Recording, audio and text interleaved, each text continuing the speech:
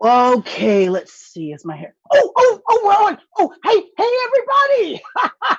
Welcome to Ops Online. Sorry, we're just trying to get my hair right in the camera here, or what we like to call it is social distancing. Shakespeare. I am Jennifer Lanier, the other artistic director here at Original Practice Shakespeare Festival, also known as Ops Fest. Now, normally, we perform in parks all over Portland, Oregon. But because of COVID, we are doing it a little bit different now. We are here remotely. All the actors are performing from their own homes. And the way that we do this is the camera is going to move itself to the person who's speaking.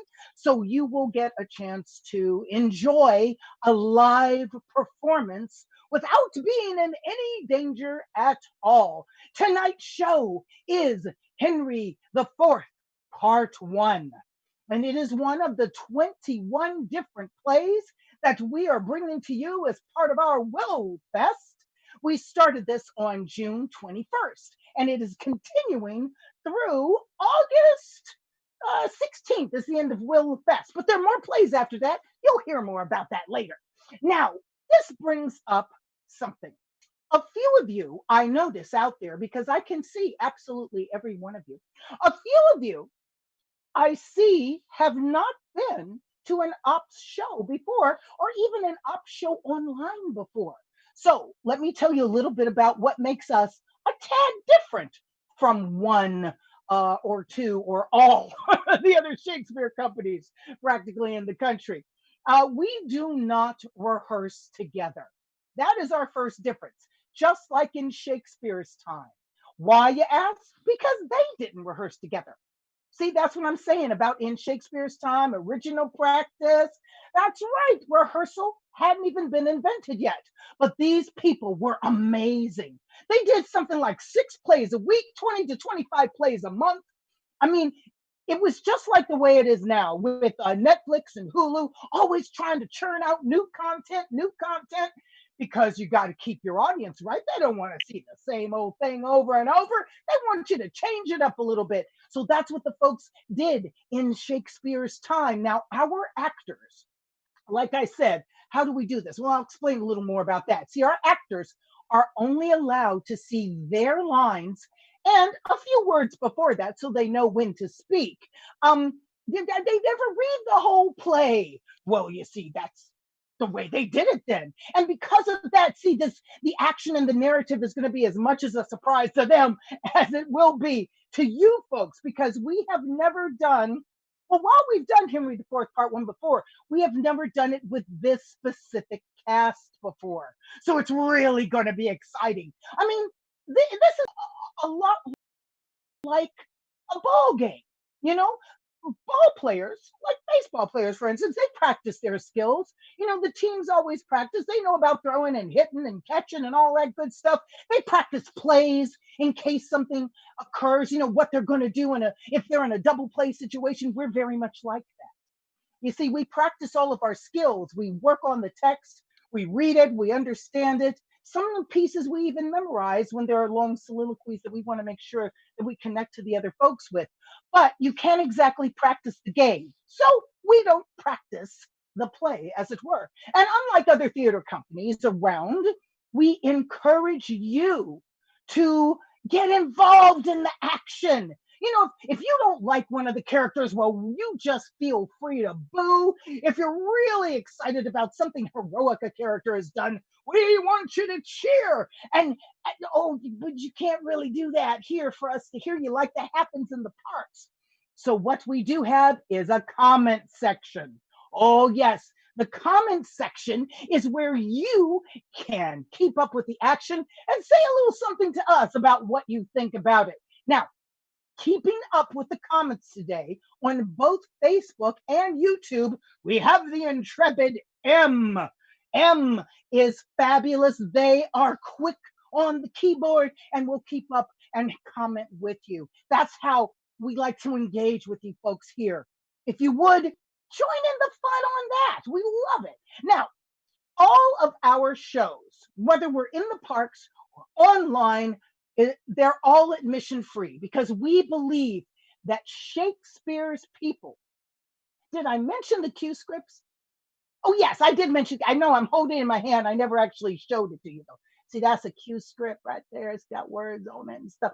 I don't want to forget that because you're going to wonder what are these people holding. I want to make sure you know. Now, anyway, what I was saying about what was it? Right, right. Thank you. Admission free Shakespeare. We want Shakespeare to be accessible to as many people as possible. So, how do we do that? Well, one way we do it is with sponsors. Yes, we have some fabulous sponsors. Our amazing season sponsor is Ronnie LaCrute. And we thank you so much, Ronnie. Hope you're watching today. And yeah, the garden looks gorgeous, by the way. Let's see. We also are sponsored by the Starseed Foundation, by the Regional Arts and Culture Council, also known as RAC, by the Advanced Gender Equity in the Arts, also known as AGE, by the Kinsman Foundation, by the Oregon Community Foundation, and of course, all the wonderful people in the audience who have put dollars into the buckets that we pass around after the shows. Now, how in the world do we do all of this? Yes, we get those grants and wonderful things. We also have actor sponsors. Oh, today we have some actor sponsors.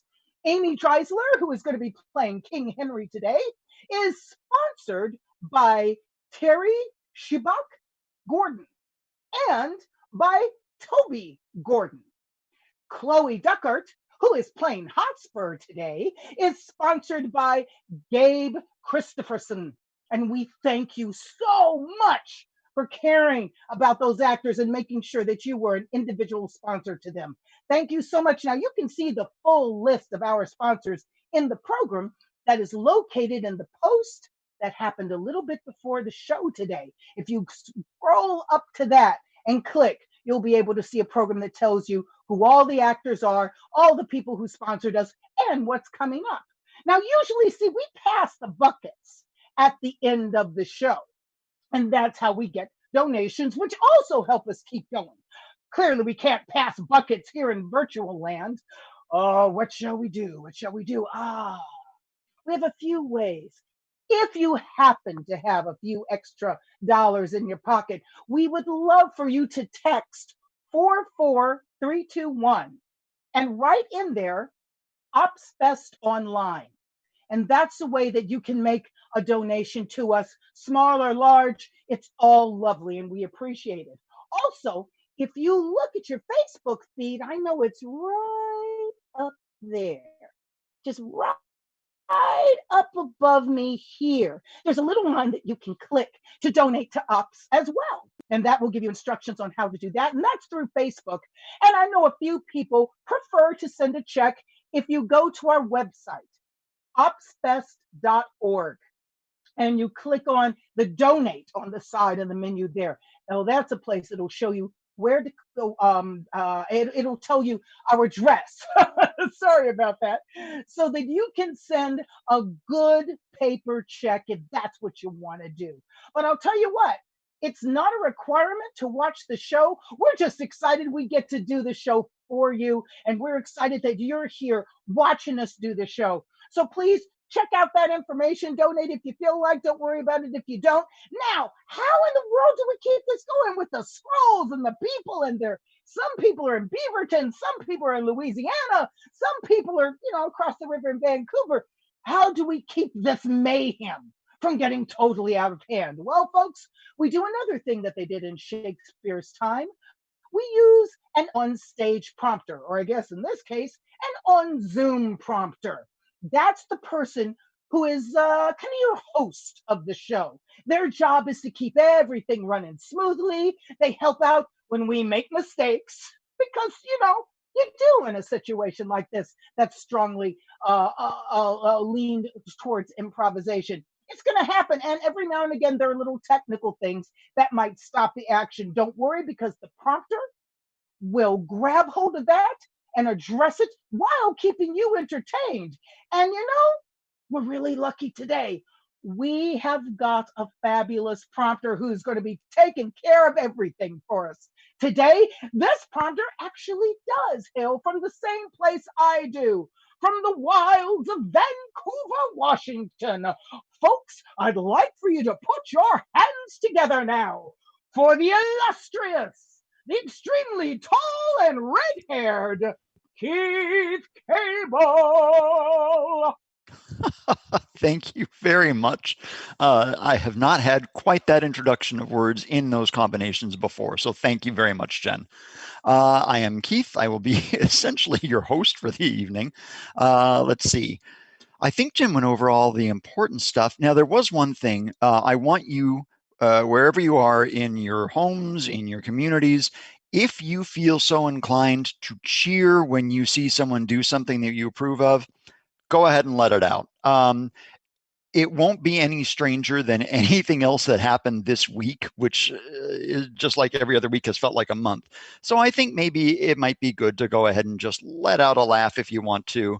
In fact, let's practice. Let's say you see Falstaff say, and I realize this is going to be extremely rare, Falstaff say something funny and you want to applaud. So go right ahead. Oh, I bet that felt nice. And now you see, let's go with Hotspurs, plotting to take someone on a quest that's going to end in just disaster. Go ahead and let's react to that. Boo if you want to. Oh, I bet that felt pretty good too. Okay, not for nothing with this play. Today is National Tequila Day, which is fitting because there is a scene that is about the length of a Cheers episode set in a bar. So something to bear in mind. And with that, let's go ahead and get underway. The first part of Henry IV with the life and death of Henry surnamed Hotspur. Oh. So shaken as we are, so wan with care, find we a time for frighted peace to pant. No more the thirsty entrance of this soil shall daub her lips with her own children's blood.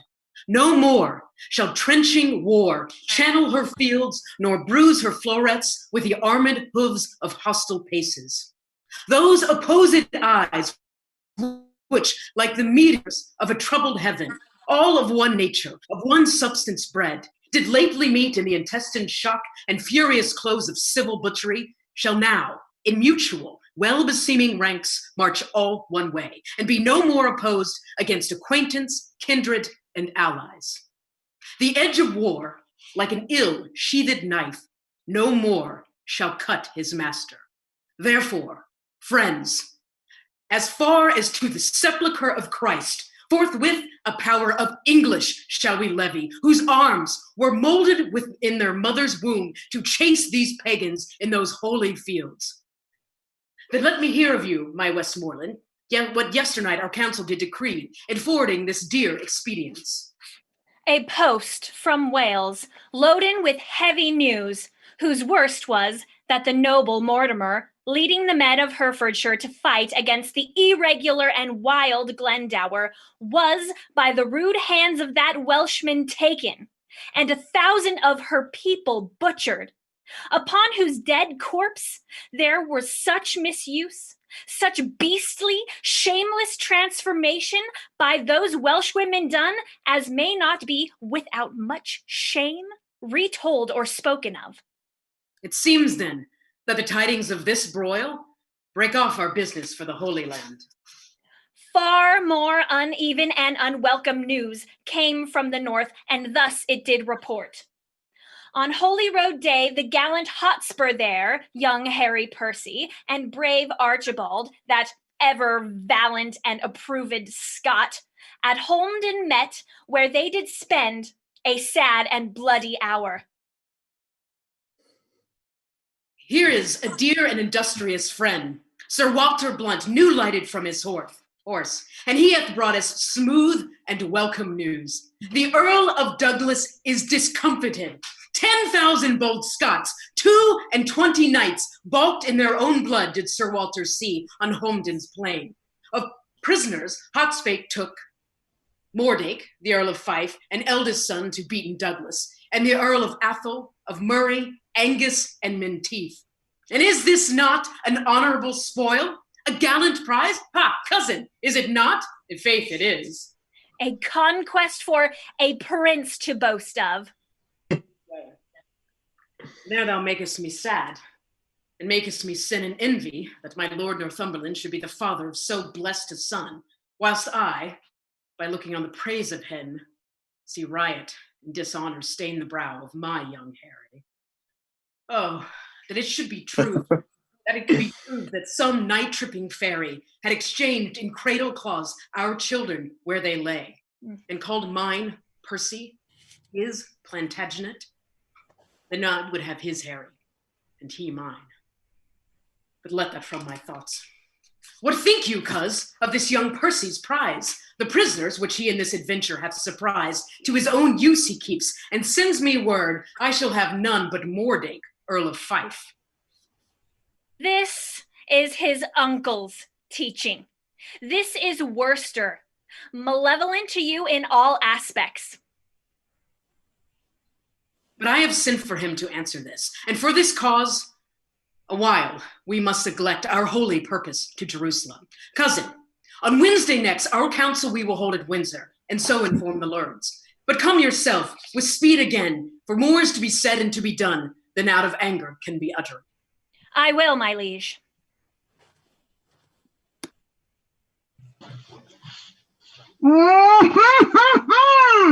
Now, how? What time of day is it, lad? Start so fat-witted with drinking of old sack and unbuttoning thee after supper and sleeping upon benches in the afternoon that thou hast forgotten to demand that truly which thou wouldst truly know. What devil hast thou to do with the time of the day, unless... Oh, indeed, to come near me now, how? For we that take Hold on, verses- Falstaff. All right. I am not finished There we go. insulting you, and I would like you to listen. Thank Oh, you. well, Not at okay, all. I took Fritzy. notes. Hold up. Okay. You know what? Yes. You know what? Excuse me, Hal, just Yeah. because it's so much fun to hear, let's go back to Thou Art So Fat-Witted, because, oh my goodness, he's got that coming. Okay, Go ahead. more Thank fat you. jokes. Yes, no, Go ahead. joyfully. Thou, are you listening? Art so fat-witted with drinking of old sack and unbuttoning thee after supper and sleeping upon benches in the afternoon that thou hast forgotten to demand that truly which thou wouldst truly know.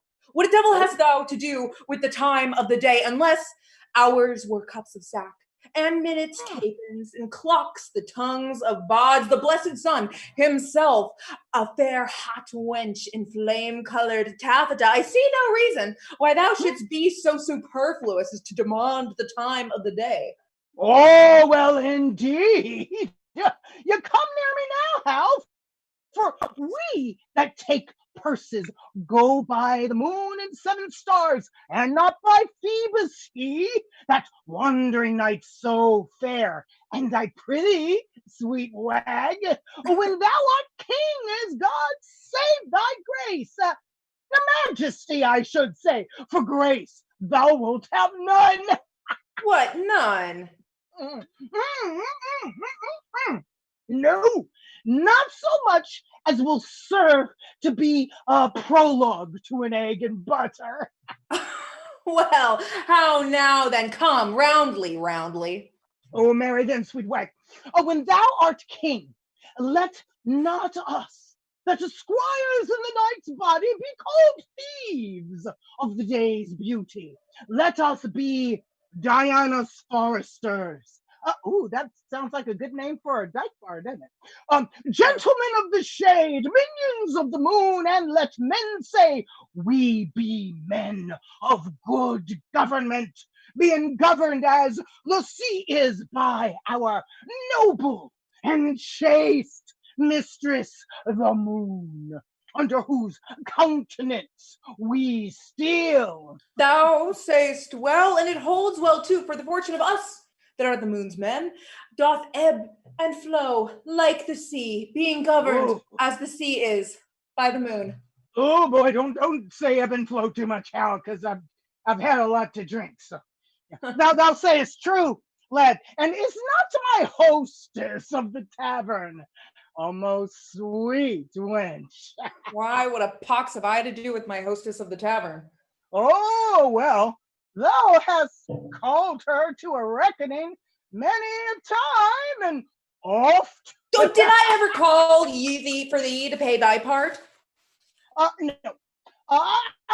I'll give thee the due. Thou hast paid all this. Yea, and elsewhere, so far as my coin would stretch, and where it would not, I have used my credit. And so used it. That's where it's air here apparent that thou art heir apparent. See what I did there, yeah. But I prithee, sweet wag, shall there be gallows standing in England when thou art king? Dost not thou when thou art king hang thee? No, thou shalt. Shall I? Oh, rare! I'll be a brave judge. Thou judgest false already. I mean, thou shalt have the hanging of the thieves, and so become a rare hangman. Oh, well, how well, and in some sort it jumps with my humor, as well as waiting in the court, I can tell you. For obtaining of suits?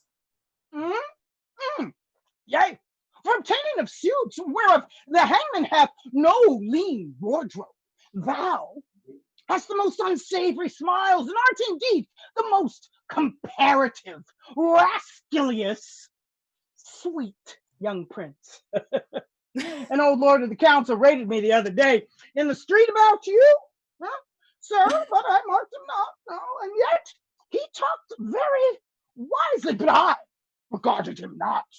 And yet he talked wisely, and in the street too. Thou didst well, for no man regards it. Oh, I must give over this life, and I will give it over, and I do not. I am a villain.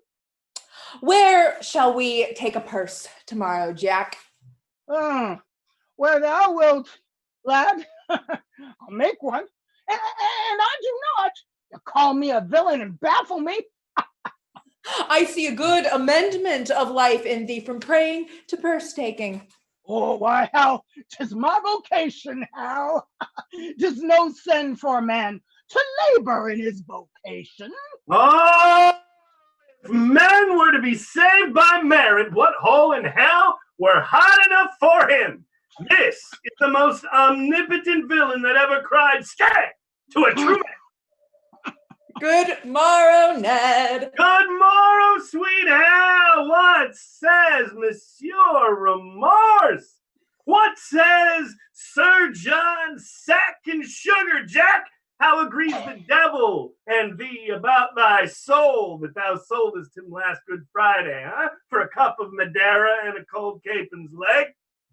Sir John stands to his word. The devil shall have his bargain, for he was never yet a breaker of proverbs. He will give the devil his due. Then thou art damned for keeping your word with the devil. Else he had damned for cousining the devil. But, my lads, by tomorrow morning, by the 4 o'clock at Gad's Hill, there are pilgrims going to Canterbury with rich offerings, and traders riding to London with fat purses. Ooh. I have vizards for you all. You have horses for yourselves. I have bespoke supper tomorrow in Eastcheap. We may do it as secure as sleep. If you go, I will stuff your purses full of crowns. And if you will not tarry at home and be hanged. Ha! Hear ye, Edward. If I tarry at home and go not, I'll hang you for going. Oh, you will, chops. How? Wilt thou make one? Who? I, Rob. I, a thief, not I. There's neither honesty, manhood, nor good fellowship in thee, nor thou canst not of the blood royal, if thou darest not stand for 10 shillings. Oh, well then, once in my life I'll be a madcap. Why, that's well said. Well, come what will, I'll tarry at home. I'll be a traitor then, when thou art king. I care not. Sir John, I prithee, leave the prince and me alone. I will lay him down such reasons for this adventure that he shall go. Well, mayst thou have the spirit of persuasion, and he the ears of profiting, that when thou speakst may move, and what he hears may be believed, that the true prince may, for your recreation's sake, prove a false thief. For the poor abuses of the time want continence. A farewell. You shall find me at Eastcheap. Farewell, the latter spring. Farewell, all halm summer. Now, my good, sweet honey lord, ride with us tomorrow. I have a jest to execute that I cannot manage alone. Now, Falstaff, Peto, and Bardolph shall rob those men. Yourself and I will not be there, and when they have the booty, if you and I do not rob them, cut this head from my shoulder. But how shall we part from them in setting forth? Why, we will set forth before or after them, and appoint them a place of meeting, wherein it is at our pleasure to fail. Aye, but 'tis like that they will know us by our horses, by our habits, and by every other appointment to be ourselves. But our horses they shall not see. I'll tie them in the wood. And our vizards we will change after we leave them. And Sirrah, I have cases of buckram for the nods to unmask our noted outward garments. But I doubt they will be too hard for us. Well, for two of them, I know them to be as true-bred cowards as ever turned back. And for the third, if he fight longer than he sees reason, I'll forswear arms. The virtue of this jest will be the incomprehensible lies that this fat rogue will tell us when we meet at supper. How 30 at least he fought with, what wars, what blows, what extremities he endured. And in the reproof of this lies the jest. Well, I'll go with thee. Provide us all things necessary and meet me tomorrow night in Eastcheap. There I'll sup. Farewell. Farewell, my lord. I know you all and will a while uphold the unyoked humor of your idleness, yet herein will I imitate the sun, who doth permit the base contagious clouds to smother up his beauty from the world, that when he pleaseth again to be himself, being wanted, he may be more wondered at by breaking through the foul and ugly mists of vapors that did seem to strangle him. If all the year was playing holidays, to sport would be as tedious as to work, but when they seldom come, they wished for come, and nothing pleases but rare accidents. So when this loose behavior I throw off and pay the debt, I never promise it by how much better than my word I am, by how much shall I falsify men's hopes, and like bright metal on sullen ground, my reformation glittering or my fault shall shew more goodly and attract more eyes than that which hath no foil to set it off. Then I'll so offend, to make offense a skill, redeeming time, when men least think I will. My blood hath been too cold and temperate, unapt to stir at these indignities, and you have found me, for accordingly you tread upon my patience. But be sure, I will from hence rather be myself, mighty and to be feared, than my condition, which hath been smooth as oil, soft as young down, and therefore lost that title of respect, which the proud soul ne'er pays but to the proud. Our house, my sovereign liege. Our house, my sovereign liege, little deserves the scourge of greatness to be used on it, and that same greatness too, which our own hands have hoped to make so portly. My lord. Wooster, get thee gone, for I do see danger and disobedience in thine eye. You have good leave to leave us. When we have use of you and need your counsel, we shall send for you. You were about to speak. Yea, my good lord, those prisoners in your highness demanded, which Harry Percy here at Holmdon took, were, as he says, not with such strength denied, My liege, we did deny no prisoners. But I remember when the fight was done, when I was dry with rage and extreme toil, breathless and faint, leaning upon my sword, came there a certain lord, neat and trimly dressed, fresh as a bridegroom, and his chin new reaped, shewed like a stubble land at harvest home. He was perfumed like a milliner. And as the soldiers bare dead bodies by, he had called them untaught knaves, unmannerly, to bring such a slovenly, unhandsome corpse betwixt his wind and his nobility. With many a holiday and lady term he questioned me. Among the rest, demanded my prisoners in your majesty's behalf. I then, all smarting with my wounds being cold, to be so pestered with a popinjay. Out of my grief, I and my impatience, I answered neglectingly, I know not what. He should or should not, for he made me mad to see him shine so brisk and smell so sweet, talk so like a waiting gentlewoman of guns, drums, and wounds. God save the mark, so cowardly. And but for these vile guns, he would himself have been a soldier. This bald, unjointed chat of his, my lord, made me answer indirectly as I said, and I beseech you, let not this report come current for an accusation betwixt my love and your high majesty.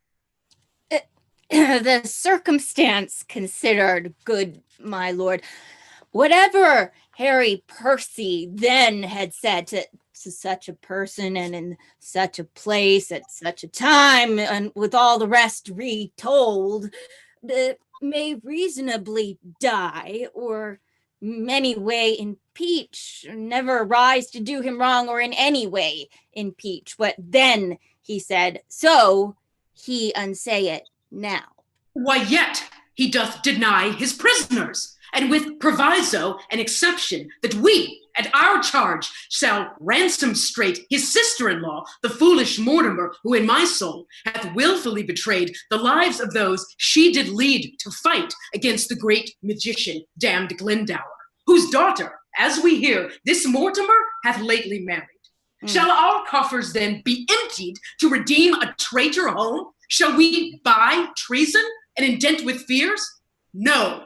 On the barren mountain, let her starve, for I shall never hold that man my friend, whose tongue shall ask me for 1 penny cost to ransom home revolted Mortimer. Revolted Mortimer! She never did fall off my sovereign liege, but by the chance of war, to prove that true in single opposition, hand to hand she did confound the best part of an hour in changing hardiment with great Glendower.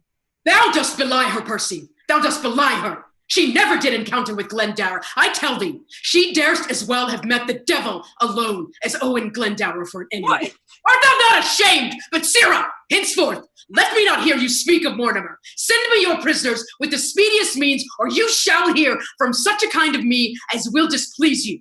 My lord Northumberland, we license your departure with your son. Send us your prisoners, or you'll hear of it.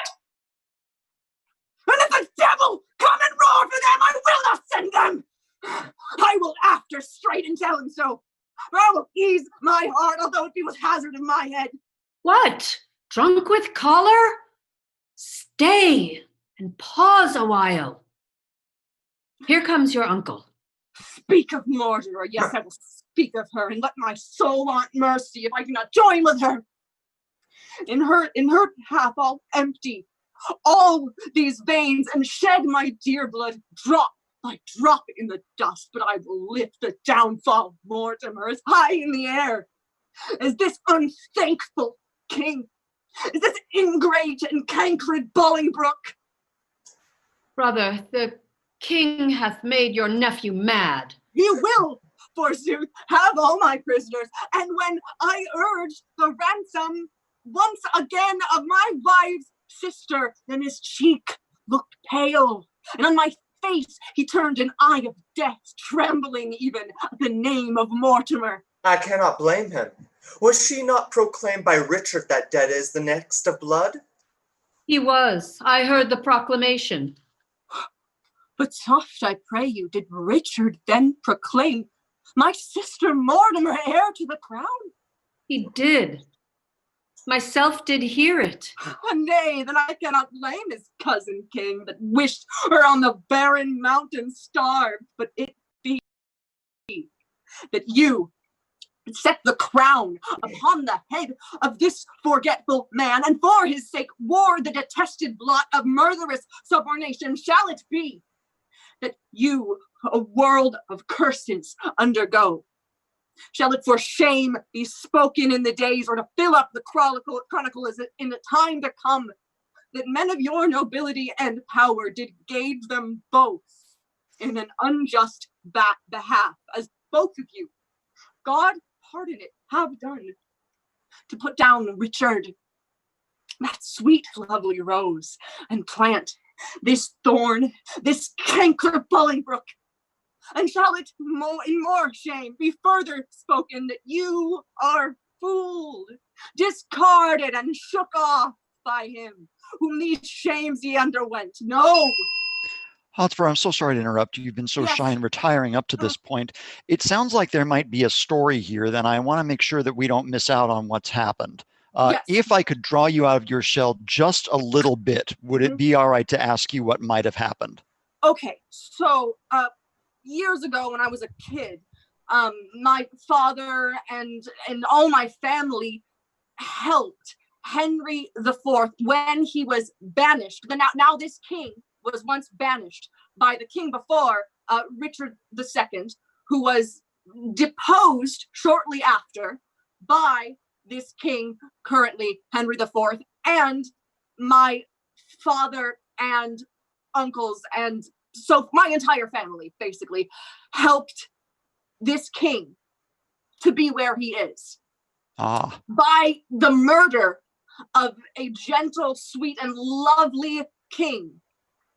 And now we are being swept aside because we threaten him, because we don't sit down and take things. I don't know. He thinks that he can push us around, and I'm not going to stand for it.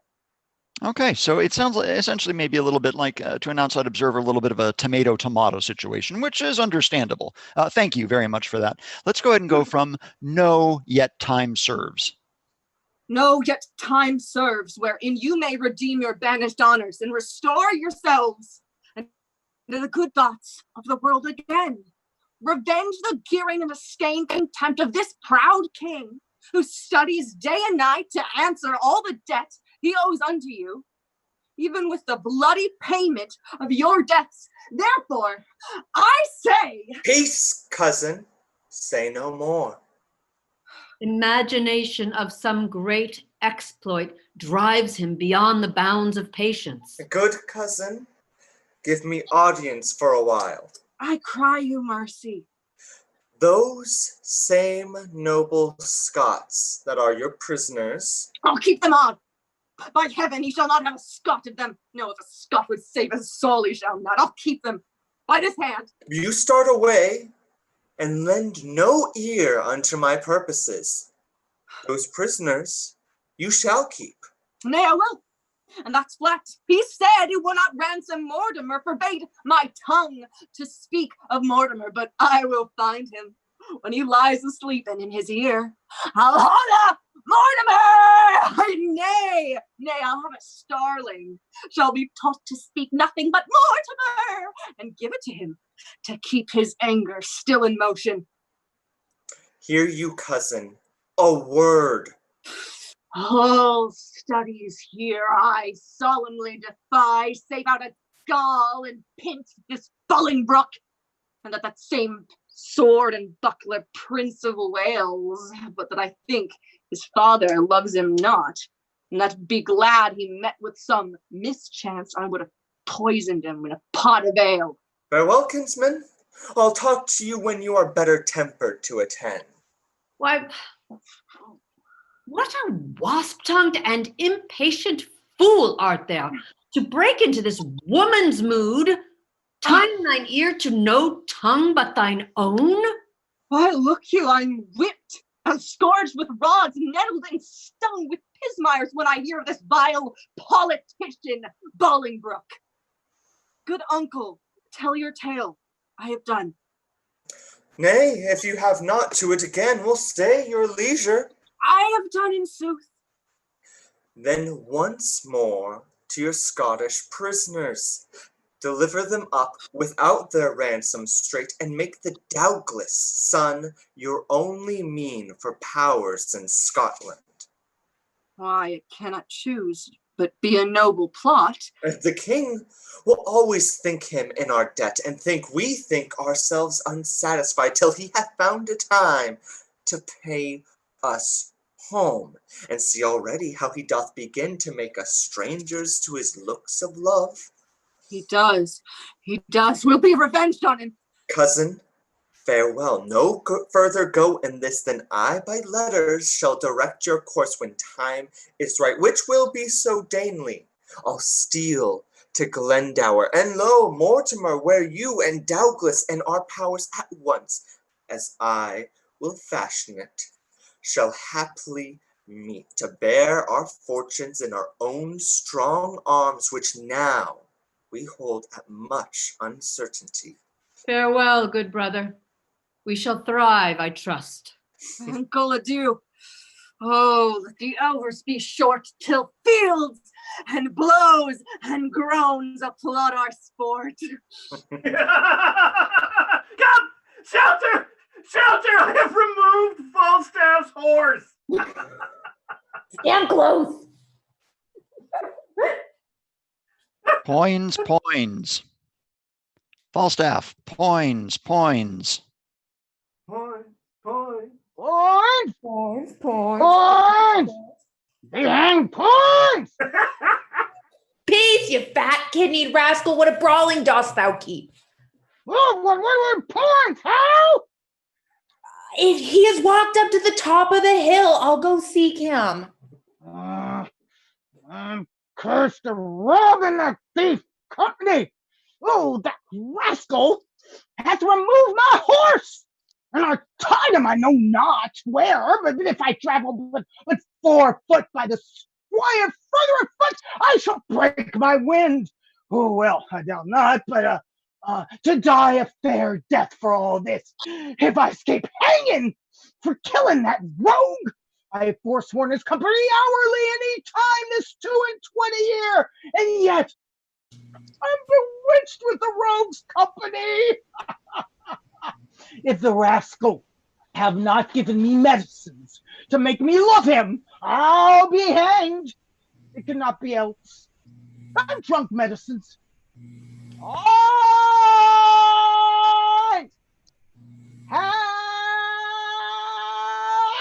Plague on you both. On off. Yo!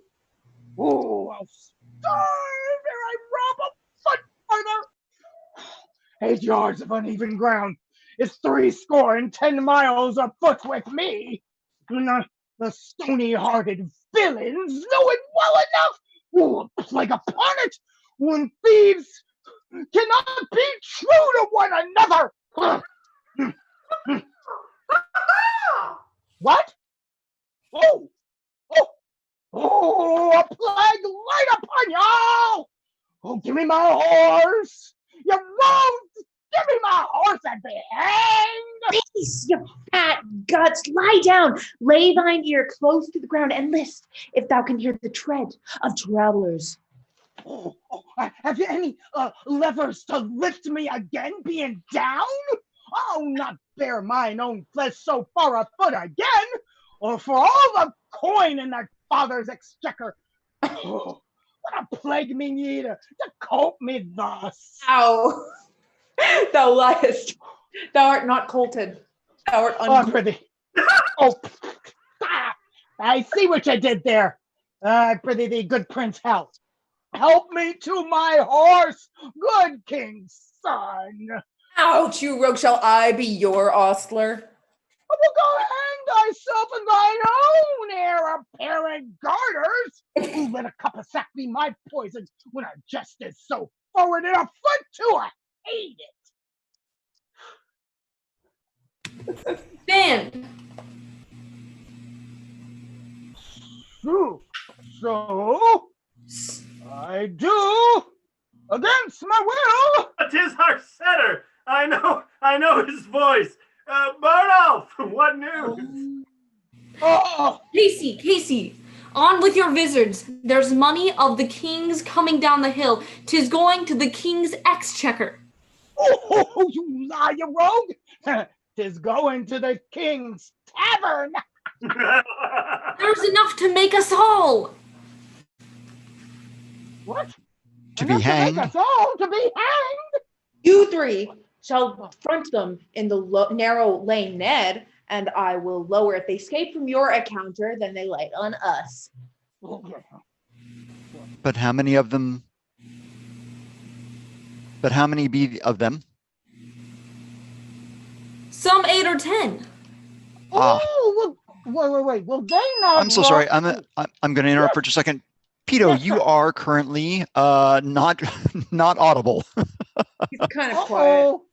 He is a little quiet, but I bet you he's got some stuff to say. It's a thing that can occur. He's getting out of his hole, so. So I'll try that again. Pito, you are muted. Unmute yourself, Peter. There we go. Welcome to the party. He doesn't have all the pieces yet. He's young, he's learning. I'm trying to mentor him. It's cool. All right. So now that Pito has joined us, let's go back just a little bit so that we can hear Pito give the warning or give the question. But how many be of them? Okay. But how many be of them? Some 8 or 10. Oh, will they not rob us?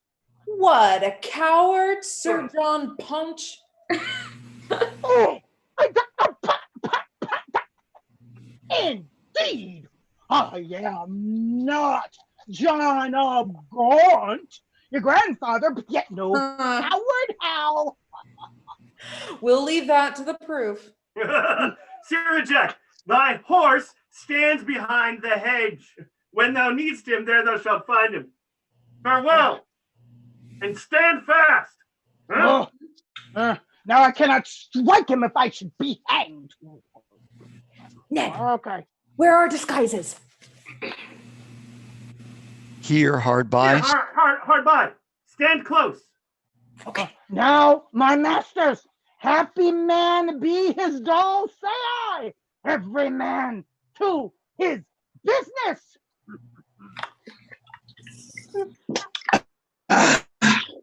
Come, neighbor. The boy shall lead our horses down the hill. We'll walk a little while and rest and ease our legs. Hey. Oh, ha, ha, ha. Jesus. Hey! Ha, ha, ha, ha. Ha, ha, ha. Ha, ha. Strike down with them.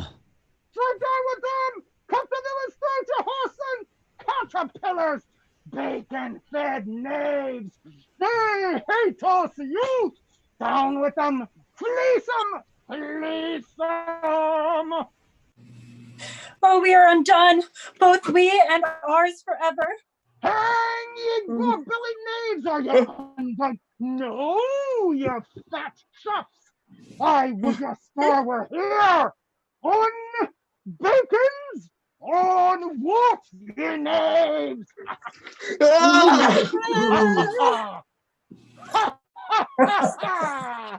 Oh, come, my masters! Let us share, and then to horse before day. The prince and coins be not too wearing cowards. There's no equity stirring. Your money! Oh!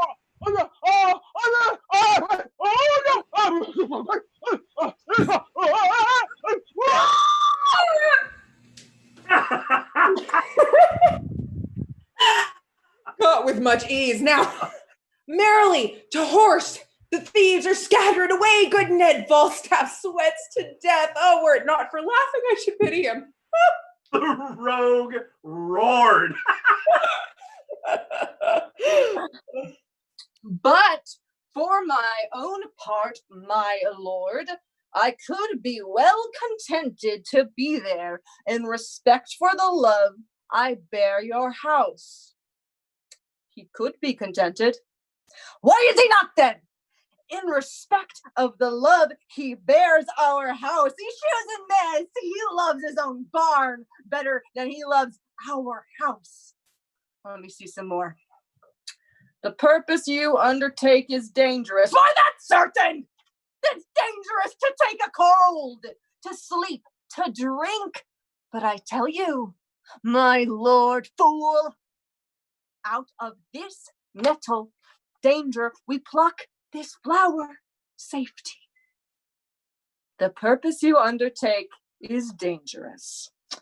The friends you have named uncertain, the time itself unsorted, and your whole plot too light for the counterpoise of so great an opposition. Say you so? Say you so? I say unto you that you are a shallow, cowardly find, and you lie. What a left brain is this? Oh, I protest.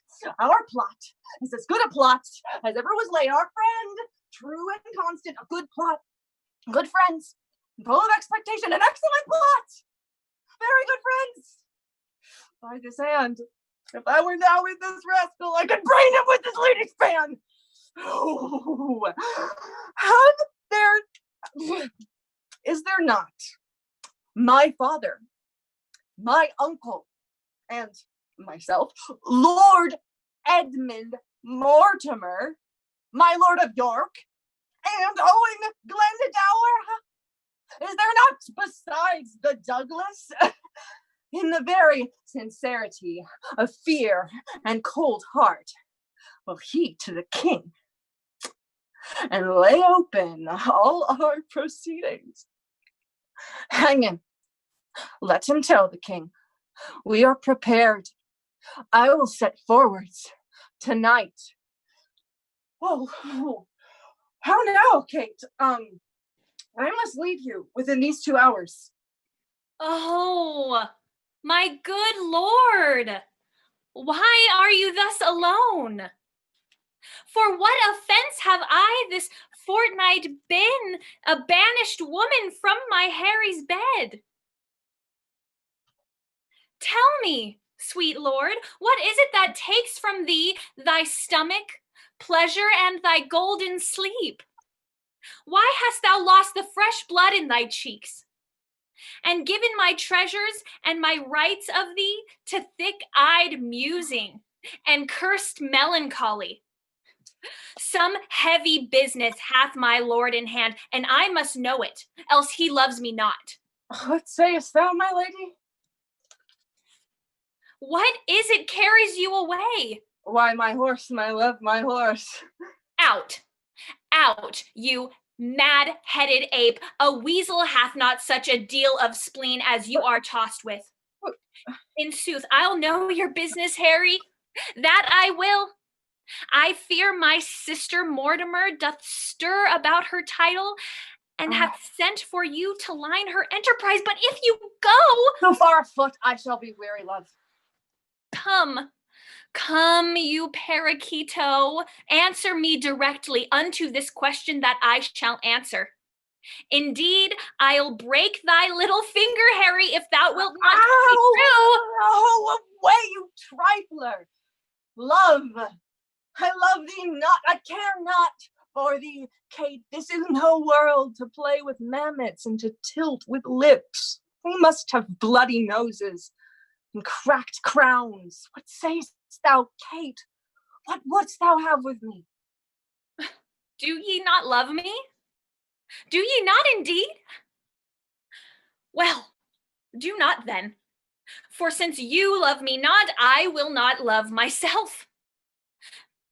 Do you not love me?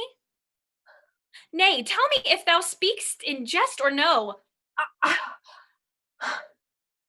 Come, wilt thou see me ride? And when I am a horseback, I will swear I love thee infinitely.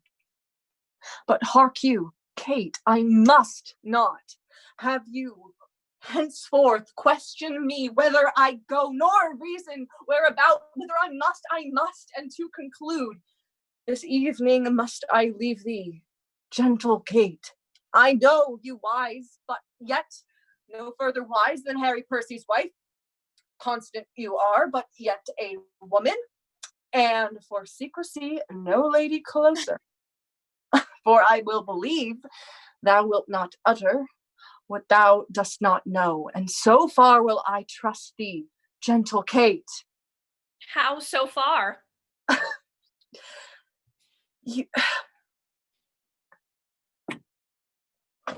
Not an inch further. But hark you, Kate. Whither I go, thither shall you go too. Today will I set forth, tomorrow you. Will this content you, Kate? It must of force. Ned! Prithee, come out of that fat room and lend me thy hand to laugh a little. Where hast thou been, Hal?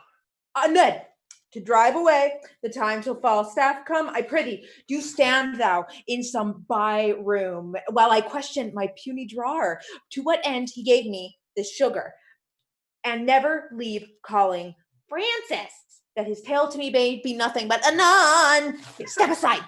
Francis! Perfect. Francis! Anon, sir. Come hither, Francis. My lord. How long hast thou to serve, Francis? Forsooth 5 years, and as much as to be anon, sir. 5 years, by Our Lady, a long lease for the clinking of pewter. Anon, sir. How old art thou, Francis? Oh, let me see. About Michaelmas next, I shall be. Anon, sir. Pray you stay a little, my lord. Nay, but hark you, Francis, for the sugar thou gavest me, 'twas a penny worth, 'twas not. Oh, lord, sir, I would it had been 2. I will give thee for it £1,000. Ask for me for it when you will, and thou shalt have it. Anon, Francis, no, Francis, but tomorrow, Francis, or Francis on Thursday, or indeed Francis, when thou wilt. But Francis. My lord. Away, you rogue, dost thou hear them call?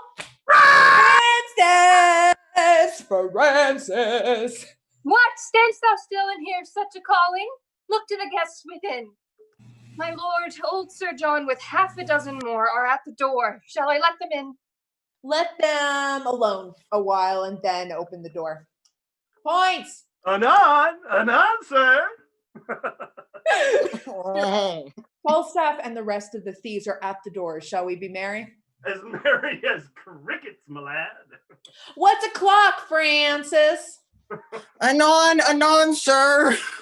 That ever this fellow should have the words of a parrot, even fewer words than a parrot. I am not yet of Percy's mind, the Hotspur of the North, he that kills me some 6 or 7 dozens of Scots at breakfast and washes his hands and says to his wife, "Fie upon this quiet life, I want work." "Oh, my sweet Harry," says she, "how many hast thou killed today?" I really... Colin Falstaff, Colin Ribs, Colin Tello. Welcome, Jack. Where hast thou been? A plague of all cowards, I say, and a vengeance too. Mary and amen, give me a cup of sack, boy. A plague of all cowards, give me a cup of sack, roll. Didst thou never see Titan keep a dish of butter? Oh, you rogue. Here's lime in the sack, too. There's nothing but roguery. Roguery, I say, we found in a villainous man. Yet coward is worse than a cup of sack with lime. A villainous coward, go thy ways, old Jack, die when thou wilt. If manhood, good manhood, be not forgot upon the face of the earth, and I am a shotten herring. A shotten herring, I say. There lives not three good men unhanged in England, and one of them is fat and grows old. God help the while. A bad world, I'll say, a plague of all cowards. I say still. How now, Woolsack? What mutter you? A king's son! If I do not beat thee out of thy kingdom with the dagger of Lath and drive all thy subjects afore thee like a flock of wild geese, I'll never wear hair on my face more. See it, you Prince of Wales. Why, you whoreson round man, what's the matter? Are you not a coward? Answer me to that, and points there, little. You fat paunch, you call me a coward, and I'll stab thee.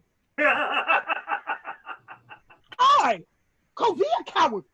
I'll see thee damned ere I call the coward. I call the coward, but I would give 1,000 pounds. I can run as fast as thou canst. Who called you that backing of your friends? Will plague upon such backing. Give them what? Give them that will. Where am I, sir? You tell them you want a plague upon such backing. Give me them. Such backing. Give me them. Is that right? Yeah. You tell them. You go for it. Face me. Give me a cup of sack. I am a rogue if I drunk today. Oh, villain, thy lips are scarce wiped since thou drunkst last. All's one. For that, you just watch. Tug.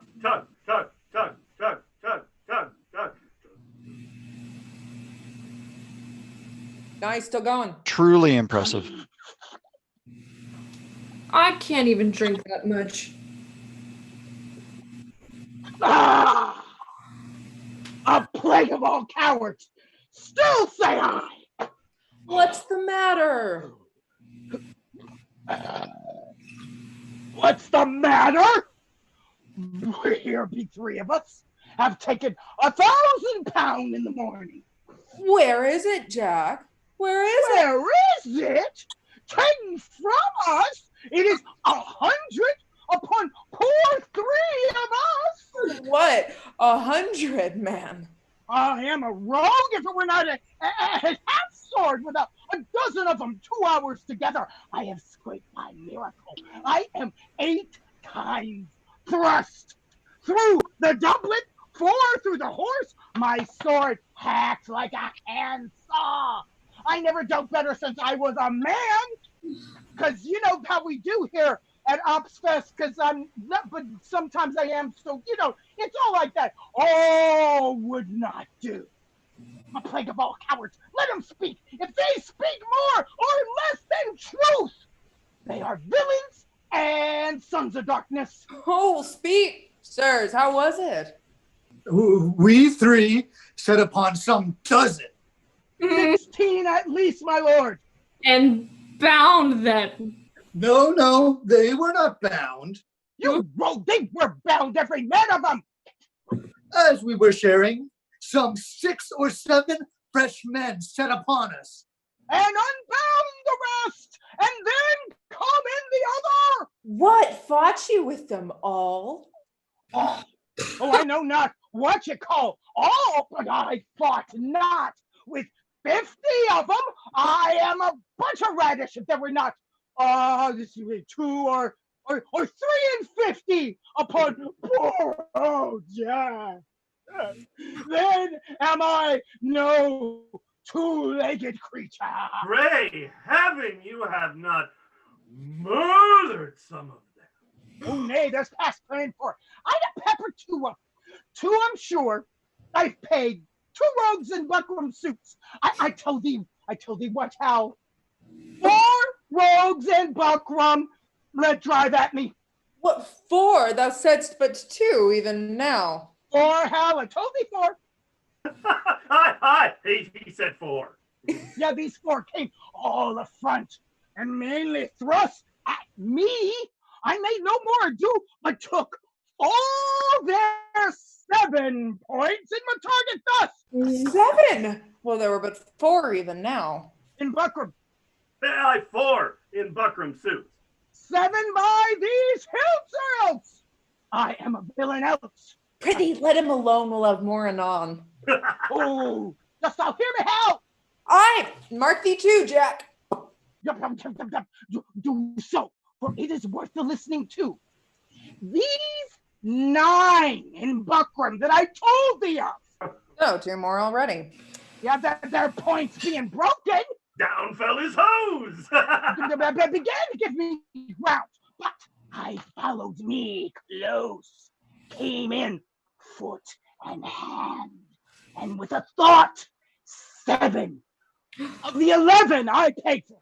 Oh, monstrous 11 buckram men grown out of 2. Oh, but as the devil would have had it, their misbegotten knaves in Gendel green came at my back, right there. They came at my back and let me drive at them, for it was so dark, how that thou couldst not see thy hand.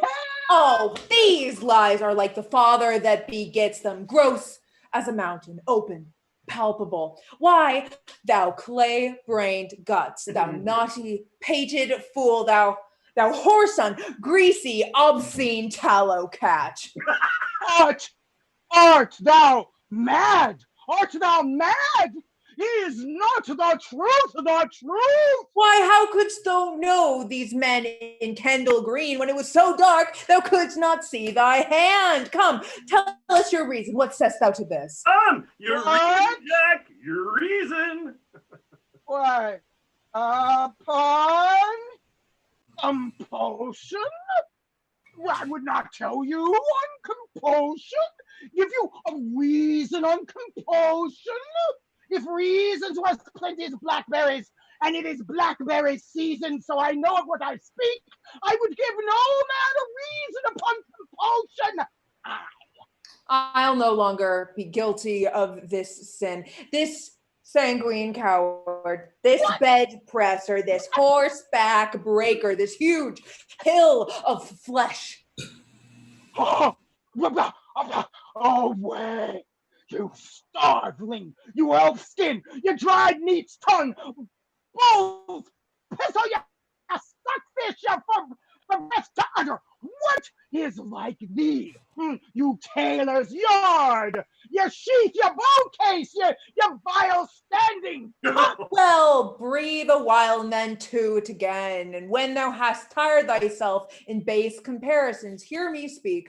But this, Mark, Jack, we 2 saw you 3 set on 2 and bound them and were masters of their wealth. Yea. Mark now how a plain tale shall put you down. Then did we 2 set on you 3 and with a word outfaced you from your prize and have it, and can show it you in the house. And Falstaff, you carried your guts away as nimbly as with quick dexterity and roared for mercy and still ran and roared. And as ever I heard bull calf, what an ass art thou to hack thy sword as thou hast done, and then say it was in fight. What trick, what device, what starting hole canst thou now find out to hide thee from this open and apparent shame? Come, let's hear, Jack. What trick hast thou now? Huh? I knew ye as well as he that made ye. Why, hear ye, my masters, was it for me to kill the heir apparent? Should I turn upon the true prince? Why, Thou knowest I am as valiant as Hercules, but beware instinct. The lion will not touch the true prince. Instinct is a great matter. I was a coward on instinct. But lads, I'm glad you have the money. My lord the prince.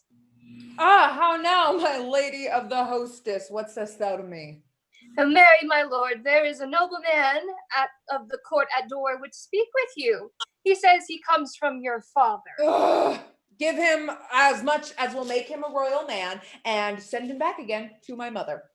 What manner of man is he? An old man. Well, what doth gravity out of his bed at midnight? Shall I give him his answer? Prithee do, Jack. Faith, now I'll send him packing. Now, sirs, you fought fair, so did you. Pedo, so did you. Bardolph, you are lions too. You ran away upon instinct. You will not touch the true prince. No, fie. Faith, I ran when I saw the others run. Tell me in earnest, how came Falstaff's sword so hacked? Why, he hacked it with his dagger and said he would swear truth out of England, but he would make you believe it was done in fight, and persuaded us do the like.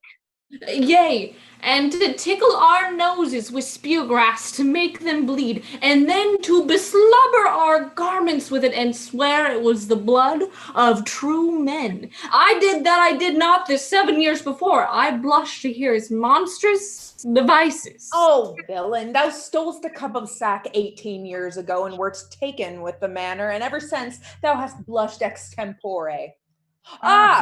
Here comes lean Jack. Here comes Bear. How long is't ago, Jack, since thou saw thine own knee? My own knee. When I was about 9 years, hell. There's villainous news abroad. Here was Sir John Brady from your father. You must go to the court in the morning. A same mad fellow of the North, Percy, and he of Wales, and made Lucifer cuckold, and swore the devil is true liegeman upon the cross. What a plague call you him? Glendower. Glendower, Owen the same. And his daughter-in-law Mortimer, and old Northumberland, and the sprightly Scott of Scots Douglas that runs a horseback up a hill perpendicular. He that rides at high speed and and with a pistol kills a sparrow flying. Ha! You feel it. So never did he the sparrow. Well, that rascal hath good mettle in him. He will not run. Why, what a rascal art thou then to praise him so for running? Horseback, cuckoo. But afoot he will not budge a fool. He will not budge a foot. Yes, Jack, upon instinct. Oh, I grant you upon instinct. Well, he is there too, and one more Drake, and 1,000 blue caps more. Worcester is stolen away by night. Thy father's beard is turned white with the news. You may buy land now as cheap as stinking mackerel. Then 'tis like if there come a hot sun in this civil buffeting hold, we shall buy maidenheads as they buy hobnails by the hundreds. By the mass, lad, thou sayst true. It is like we shall have good trade in that way. But tell me, how art thou not? Thou horrible afeard. Thou being heir apparent, could the world pick thee out 3 such enemies again? That fiend Douglas, that the spirit Percy, and that devil Glendower. Art thou not horrible afraid? Doth not thy blood thrill at it? Not a whit. I lack some of thy instinct. Well, thou wilt be horrible chid tomorrow when thou comest to thy father. Oh, if thou do love me, practice and answer. Do thou stand for my father and examine me upon the particulars of my life. Oh, shall I? Oh, content. Let's see. Whoa, this chair shall be my state. Let's see. This dagger, my scepter. And let's see. This cushion. Oh, I don't know where I have a cushion. Somewhere I'm gonna. Well, let's try this. This cushion be my crown. Oh, give me a cup of sack to make mine eyes look red, and then that it may be thought I have wept, for I must speak in passion. This is It's excellent. excellent sport, if faith. Henry, I do not only marvel where thou spendest thy time, but also how thou art accompanied. Thou art my son. I have partly thy mother's word, partly my own opinion, but chiefly a villainous trick of thine eye, and the foolish hanging of thy nether lip that doth warrant me, if then thou be son to me. Here lieth the point. Why, being son to me, thou art so pointed at. Shall the son of England prove a thief and take purses? A question to be asked. There is a thing, Harry, which thou hast often heard of, and it is knowing to many in our land that the name of pitch, this pitch, as ancient writers do report, doth defile. So doth the company thou keep'st for Harry. I do not speak to thee in drink, but in tears. Not in pleasure, but in passion. Not in words only, but in worlds also. And yet, there is a virtuous man whom I have often noted in thy company, but I know not his name.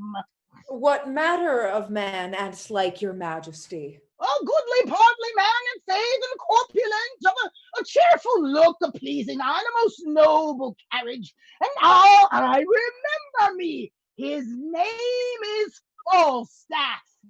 Ha ha! If that man should be lewdly given, he deceives me. For Harry, I see virtue in his looks. There is virtue in that Falstaff. Him keep with. The rest vanish, and tell me now, thou naughty varlet, tell me, where hast thou been this month? Dost thou speak like a king? Do thou stand for me, and I'll play my father. Oh, all right, depose me. Well, here I am set.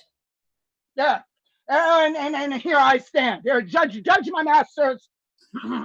Now, Harry, whence come you? My noble lord, come me east. The complaints I hear of thee are grievous. Faith, my lord, they are false. Nay, I'll tickle ye for a young prince.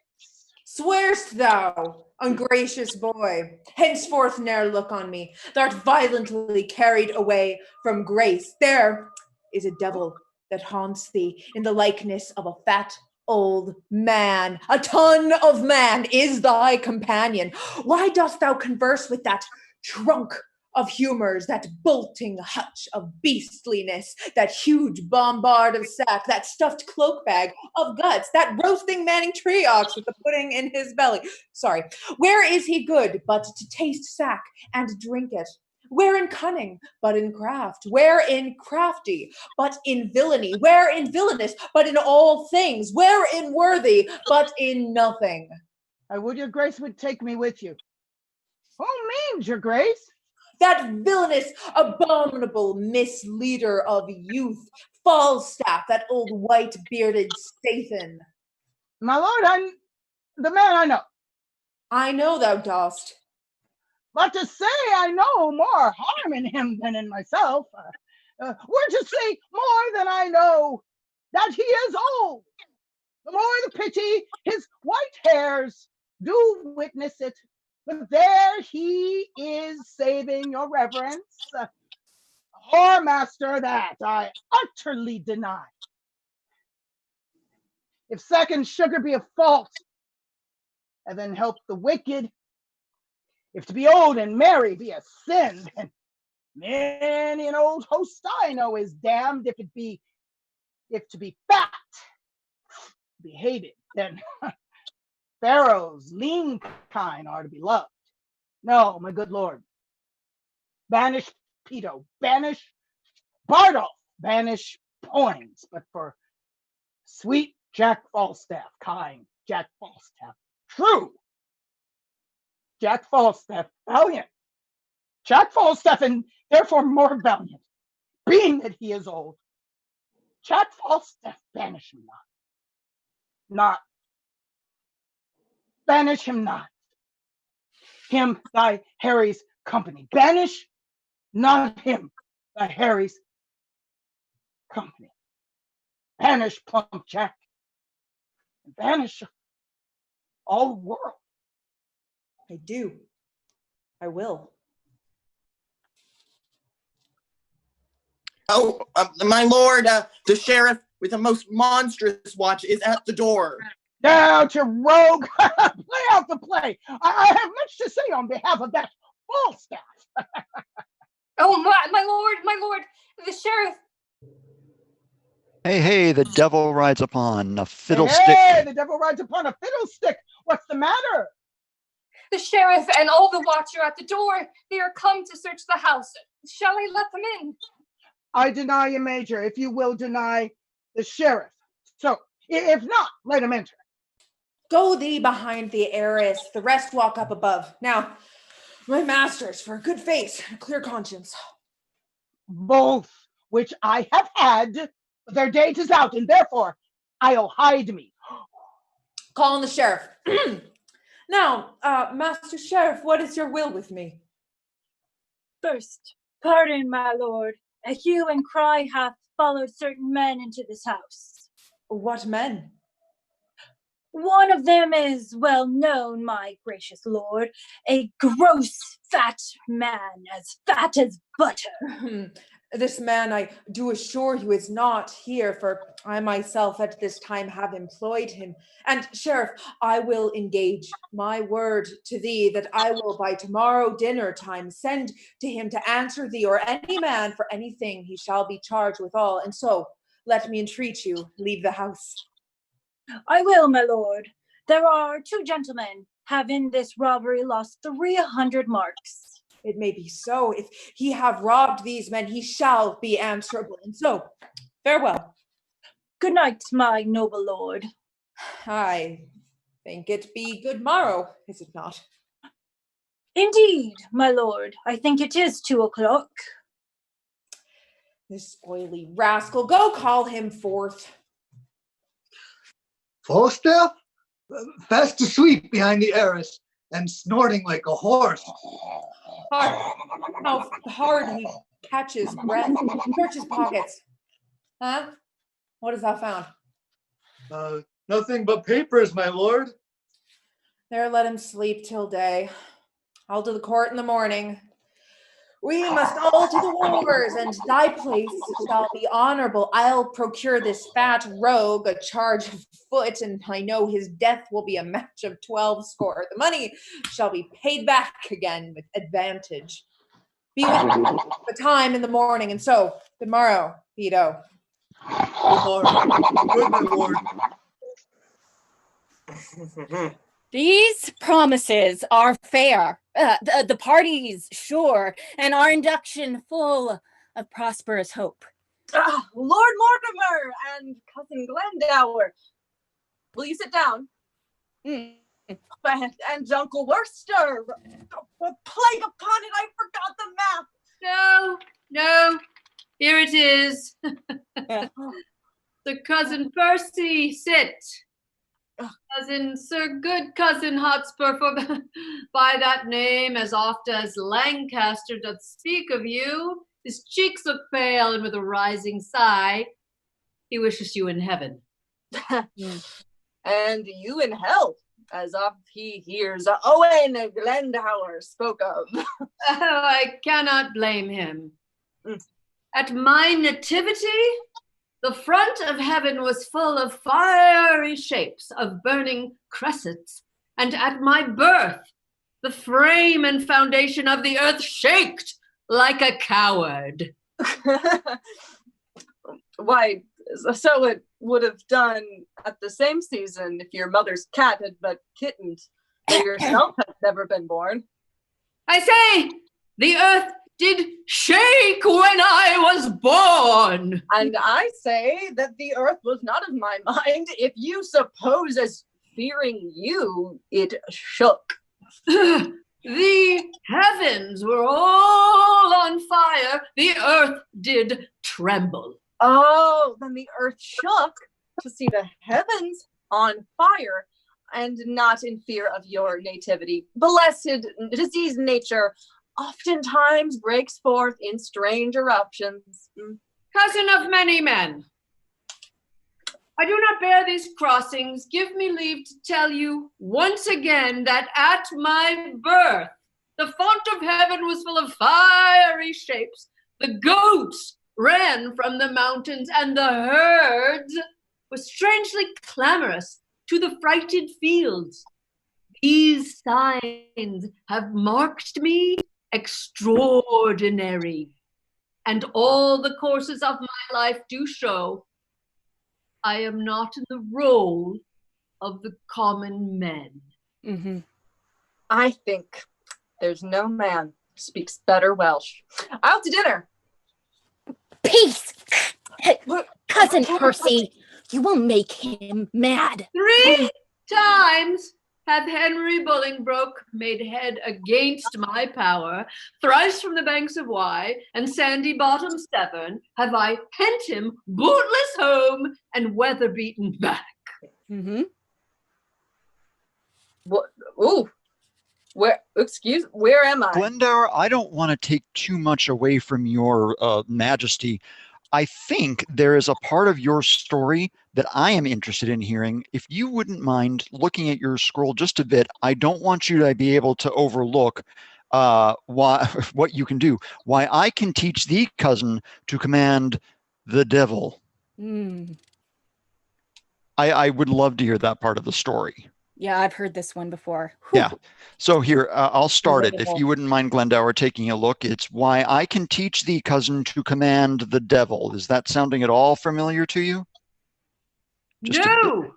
Well, let's all realize then, and let's agree that that's a possibility, that Glendower can indeed teach someone to command the devil. Hotspur, I think probably, if I don't miss my guess, you might have a response to that particular claim. I can teach thee, cousin, to shame the devil by telling truth. Tell truth and shame the devil. If thou have power to raise him, bring him hither, and I will be sworn.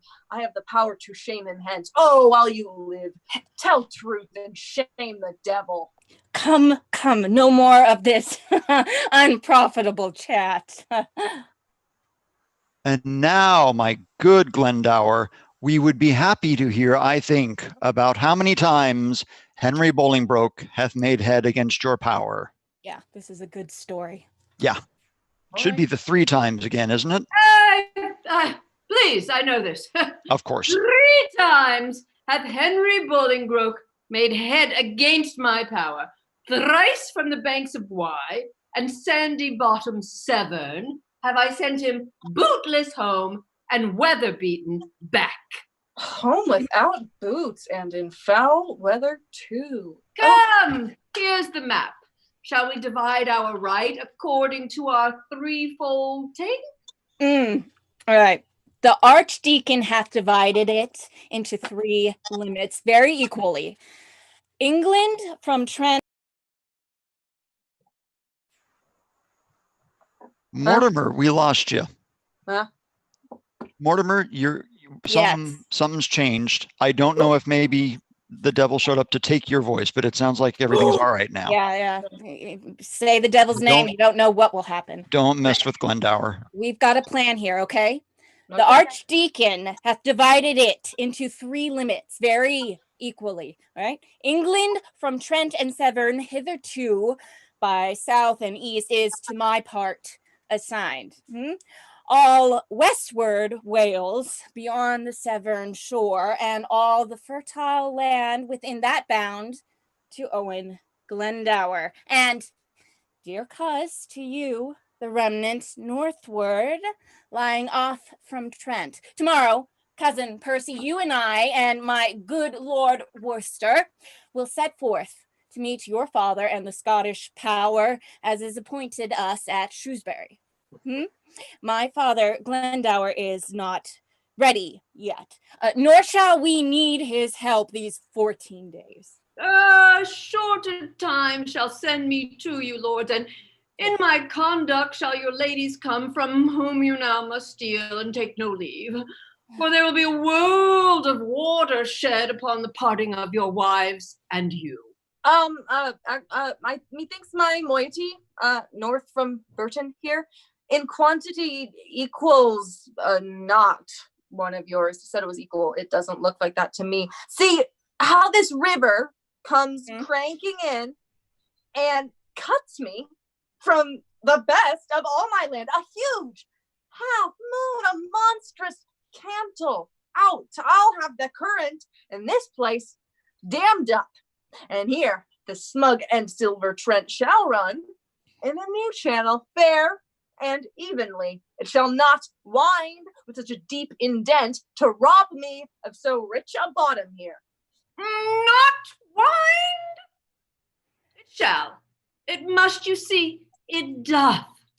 Yea, but mark how he bears his course and runs me up with like advantage on the other side, gelding the opposed continent as much as on the other side it takes from you.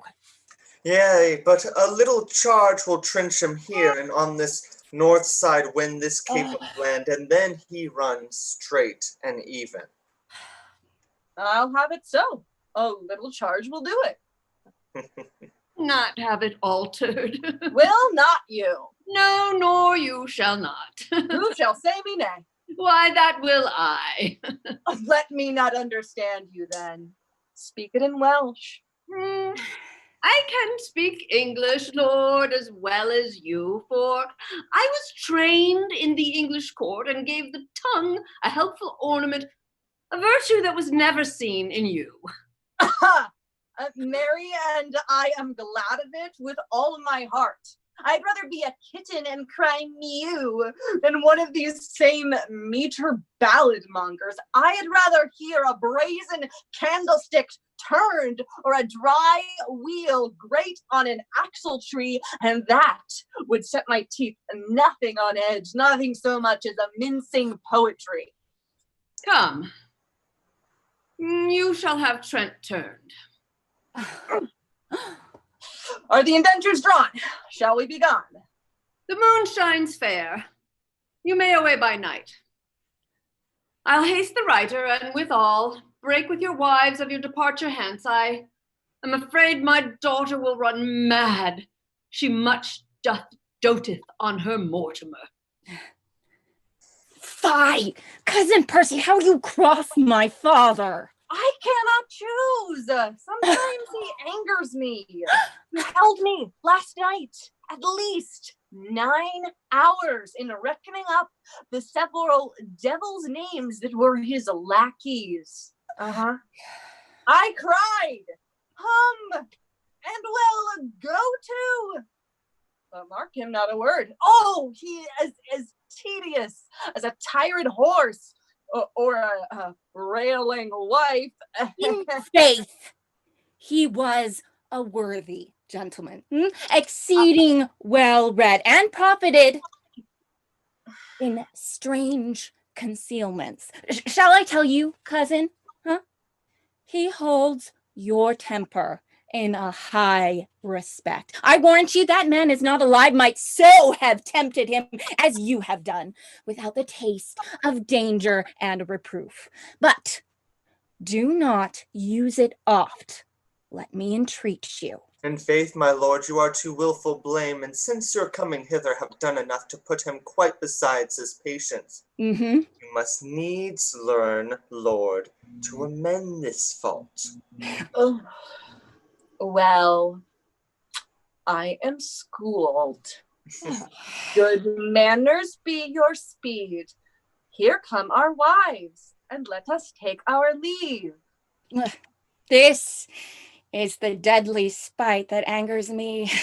My wife can speak no English, I know Welsh. My daughter weeps, she'll not part with you. She'll be a soldier too, she'll to the wars. She is desperate here, a peevish, self-willed harlotry, one that no persuasion can do good upon. Dois can ensinar vessin digun. Oh, I understand thy looks. That pretty Welsh with thou pourest down from these swelling heavens I am too perfect in, and but for shame, in such a parley should I answer thee. Rydia hin Philipparchois. Well, I understand thy kisses. Now mine. And that's a feeling disputation. But I will never be a truant, love, till I have learned thy language, for thy tongue makes Welsh as sweet as ditties highly penned. If thou melt, then she will run mad. Oh. Radiwa in mid ingarnahur. Oh, I am ignorance itself in this. She bids you on the wanton rushes lay you down, and rest your gentle head upon her lap, and she will sing the song that pleaseth you, and on your eyelids crown the god of sleep, charming your blood with pleasing heaviness, making such difference betwixt wake and sleep as is the difference betwixt night and day. With all my heart I'll sit and hear her sing. By that time will our book, I think, be drawn. Do so, and those musicians shall play to you, hang in the air 1,000 leagues from hence, and straight they shall be here. Sit and attend. Come, Kate, thou art perfect in lying down. Come, quick, quick, that I may lay my head in thy lap. Go, ye kitty goose. Oh, come, Kate. Thou art perfect in... Wait, never mind, it's the wrong line. Now I perceive the devil understands Welsh, and 'tis no marvel he is so humorous. By your lady, he is a good musician. Then would you be nothing but musical, for you are altogether governed by humors. Lie still, thy thief, and hear the Welsh lady sing. I had rather hear, my lady, my Brock, howl in Irish. Wouldst thou have thy head broken? No. Then be still. Neither. 'Tis a woman's fault. Now God help thee. To the Welsh lady's bed. What's that? Peace, she sings. La di da do di da di da da ya di da da da ya da da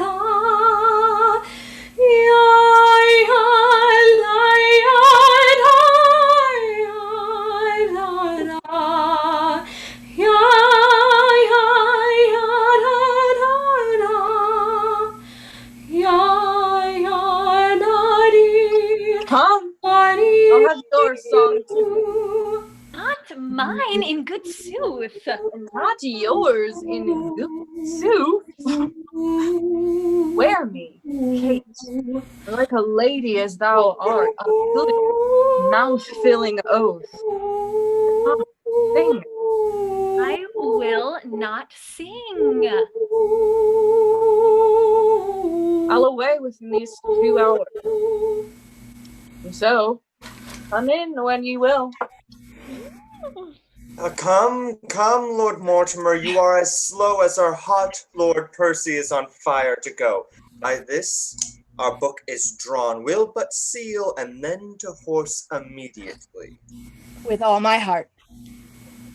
Know not whether heaven will have it so, for some displeasing service I have done, that in his secret doom, out of my blood, he'll breed revengement and a scourge for me.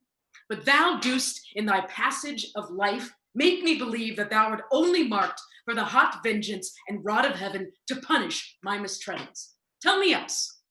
So please, your majesty, I would I could quit all offenses with as clear excuse, as well as I am doubtless I can purge myself of many I am charged withal. I may for some things true, wherein my youth hath faulty wandered and irregular, find pardon in my true submission. Heaven, pardon thee. But let me wonder, Harry, at thy affections. Thy place in council thou hast rudely lost, which by thy younger brother is supplied, and art almost an alien to the hearts of all the court and princes of my blood. The hope and expectation of thy time is ruined, and the soul of everyone prophetically do forethink thy fall. Had I, so lavish of my presence been, so common hackneyed in the eyes of men, so stale and cheap to vulgar company, opinion that did help me to the crown had left me in reputeless banishment, a fellow of no mark nor likelihood. By being seldom seen, I could not stir, but like a comet I was wondered at, that men would tell their children, this is he. Others would say, where, which is Bolingbroke? That I did pluck allegiance from men's hearts, loud shouts and salutations from their mouths, even in the presence of the crowned king. Thus did I keep my person fresh and new, my presence like a robe pontifical, ne'er seen, but wondered at. Skipping king, he ambled up and down with shallow jesters and rash bavin wits, mingled his royalty with capering fools, grew a companion to the profaned streets, that being daily swallowed by men's eyes, they surfeited with honey and began to loathe the taste of sweetness, whereof a little, more than a little, is by much too much. And in that very line, Harry, standest thou, for thou hast lost thy princely privilege with vile participation. Not an eye, but is aweary of thy common sight, save mine, which hath desire to see thee more. I shall hereafter, my thrice gracious lord, be more myself. For all the world, as thou art to this hour, was Richard then, and even as I was then, is Percy now. Now, by my scepter and my soul to boot, he hath more worthy interest to the state than thou, the shadow of succession. Thrice hath the Hotspur, Mars in swathing clothes, this infant warrior in his enterprises discomfited great Douglas, ta'en him once, enlarged him, and made a friend of him to fill the mouth of deep defiance up and shake the peace and safety of our throne. And what say you to this? Percy, Northumberland, the Archbishop's grace of York, Douglas, Mortimer capitulate against us and are up. But wherefore do I tell these news to thee? Why, Harry, do I tell thee of my foes that art my nearest and dearest enemy? Thou that art like enough through vassal fear, base inclination, and the start of spleen to fight against me under Percy's pay, to show how much thou art degenerate. Do not think so, you will not find it so. And heaven forgive them that so much have swayed your majesty's good thoughts away from me. I will redeem all this on Percy's head. In the closing of a glorious day, be bold to tell you that I am your son. And when I will wear a garment of all blood and stain my favors in a bloody mask which washed away shall scour my shame with it. And that shall be the day whene'er it lights this same child of honor and renown, this gallant Hotspur, this all-praised knight, and your unthought of Harry shall chance to meet for every honor sitting on his helm, were they multitudes, and on my head my shames redoubled, for the time will come that I shall make this northern youth exchange his glorious deeds for my indignities. This in the name of heaven I promise here.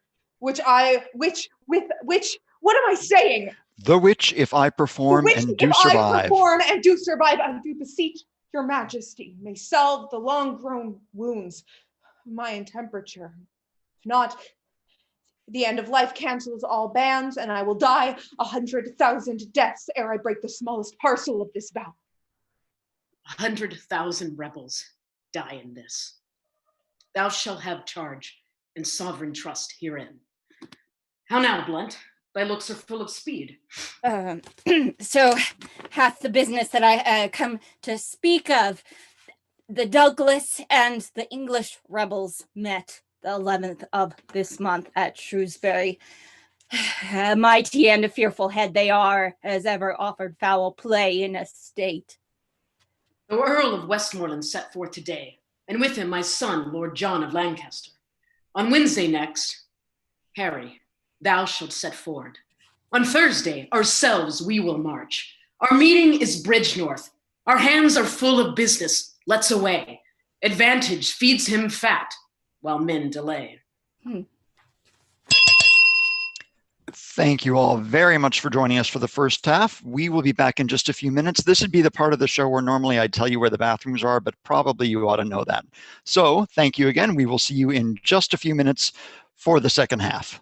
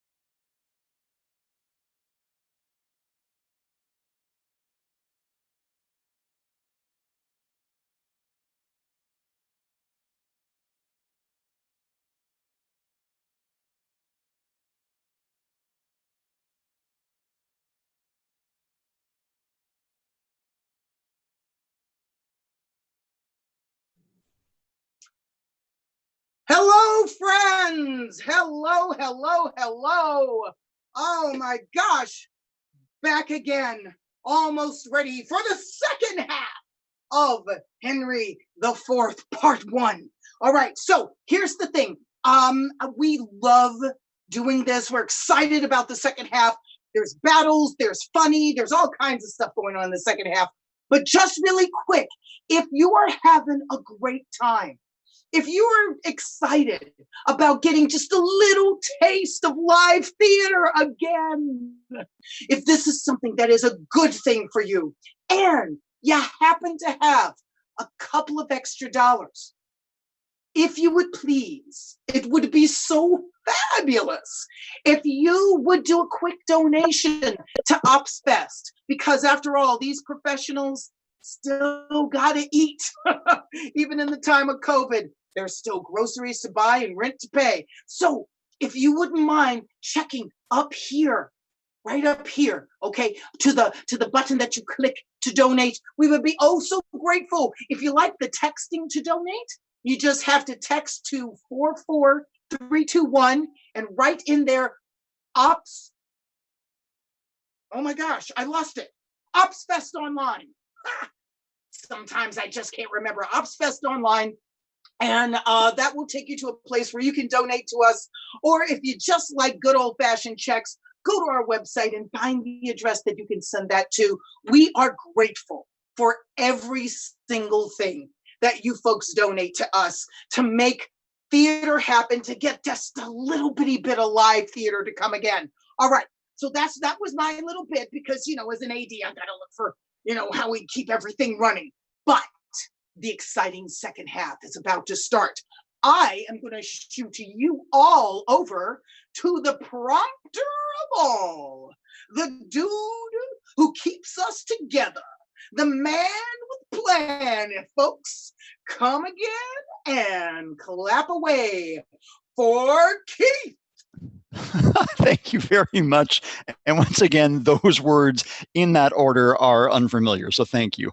Welcome back. I don't think there's too much left to say. Everybody should remember we've got Hotspur's armies massing to take on the king, and now we found out his son.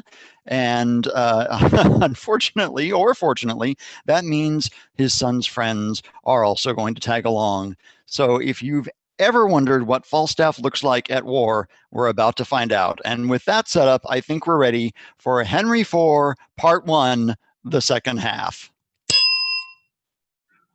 Ah, Bardolph, am I not fallen away vilely since this last action? Do I not dwindle? Why, my skin hangs about me like an old lady's loose gown. Sir John, you are so fretful. You cannot live long. Oh, why, there it is. Come, Bardolph, sing me a buddy song. Seriously. No, seriously. What? Sing me a bawdy song right now. Like right now. Bawdy song. Yeah, you know, bawdy, like, you know, like they sing in, you know, the pubs and the taverns and, you know, the Playboy mansions, that sort of thing. Right. Go ahead. I love beer and booze. Oh, okay, that's good. You don't. That's you don't fine. Yeah. It makes me merry. I mean, I was as virtuously given as a gentleman needs to be. Virtuous enough, swore a little, dice knocked about, 7 times a week, went to the bawdy house, not above once in a quarter of an hour, paid money that I borrowed, 3 or 4 times, lived well, and in good compass, and now I live out of all order, out of compass. Why, you are so fat, Sir John, that you must needs be out of all compass, out all reason, Sir John. Oh, dost thou amend thy face, and I'll amend my life. Why, Sir John, my face does you no harm. No, I'll be sworn. I make as good a use of it as many a man doth of a death's head. Well, I never see thy face, but I think upon, let's see, hellfire. I would my face were in your belly. Oh, so should I be sure to be heart burned.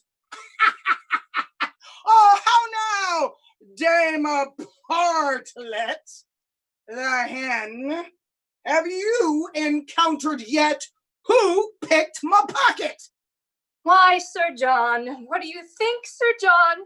Do you think I keep thieves in my house? I have searched, I have inquired, so has my husband, man by man, boy by boy, servant by servant. Oh. The tite of a hair was never lost in my house before. Well, you lie, hostess. Bardolph was shaved and lost many a hair. And I'll be sworn, my pocket was picked. Oh, go to. You are a woman. Go. Who, I? I defy thee. I was never called so in my own house before. Oh, go to. I know you well enough. Yeah, I know you. No, Sir John. You do not know me, Sir John. I know you, Sir John. You owe me money, Sir John, and now you pick a quarrel to beguile me of it. I bought you a dozen of shirts to your back. Doulas, filthy doulas. I have given them away to bakers' wives, and they have made voters of them. Now, as I am a true woman, you owe me money here besides, Sir John, for your diet and by drinkings, and money lent you 24 pounds. Well, he had his part in it, let him pay. Alas, he is poor, he have nothing. Shall I not take mine ease in mine inn, but I shall have my pocket picked. I have lost a seal ring of my grandfather's worth 40 mark. I have heard the prince tell him, I know not how oft, that ring was copper. How? The prince is a jack, and if he were here, I would cudgel him like a dog. Well, if he would say so. What says thou, Jack? Oh! The other night, I fell asleep here and had my pocket picked. This house is turned bawdy house. They pick pockets. What did thou lose, Jack? Oh, wilt thou believe me? How? 3 or 4 bonds of 40 pounds apiece, and a seal ring of my grandfather's. A trifle, some 8-penny matter. So I told him, my lord, and I said, I heard your grace say so, and my lord, he speaks most vilely of you, like a foul-mouthed man as he is, and said he would cudgel you. What? He did not. Oh! There's neither faith, truth, nor womanhood in me else. There's no more faith in thee than a stewed prune. No truth in thee. Then in a drawn box. And for womanhood. I am an honest man's wife, and setting thy knighthood aside, thou art a knave to call me so. Setting thy womanhood aside, thou art a beast to say otherwise. Say, what beast, thou knave, thou? What beast? Why, an otter? An otter? What, Sir John, why an otter? Why? She's neither fish nor flesh. A man knows not where to have her. Thou art unjust man in saying so. Thou or any man knows where to have me, thou knave, thou. Thou sayest true, hostess, and he slanders thee most grossly. Oh. So he doth you, my lord, and said this other day you ought him 1,000 pounds. Sirrah, do I owe thee 1,000 pounds? 1,000 pounds? How, 1,000,000? Well, thy love is worth 1,000,000. Thou owest me thy love. Nay, my lord, he called you Jack and said he would cudgel you. Did I, Bardolph? Indeed, Sir John, you said so. Yeah, if he said my ring was copper. I say 'tis copper. Darest thou be as good as thy word now? Why, how? Thou know'st as thou art but a man, I dare, but as thou art a prince, I fear thee, as I fear the roaring of the lion's whelp. And why not as the lion? Well, the king himself is to be feared as the lion. Dost thou think I'll fear thee as I fear thy father? Ha! Nay, if I do, let my girdle break. Oh, if it should, how would thy guts fall about thy knees? But, sirrah, there is no room for faith, truth, nor honesty in this bosom of thine. It's all filled up with guts and midriff. Charge an honest woman with picking thy pocket, or thou whoreson impudent, embossed rascal. If there were anything in thy pocket but tavern reckonings, memorandums of bawdy houses, one poor penny worth of sugar candy to make thee long-winded, if thy pocket were enriched with any other injuries but these, I am a villain. And yet you will stand to it. You will not pocket up wrong. Art thou not ashamed? I have more flesh than another man, and therefore more frailty. You confess then, you picked my pocket. It appears so, by the story. Hostess, I forgive thee. Go make ready breakfast, love thy husband, look to thy servants, and cherish thy guests.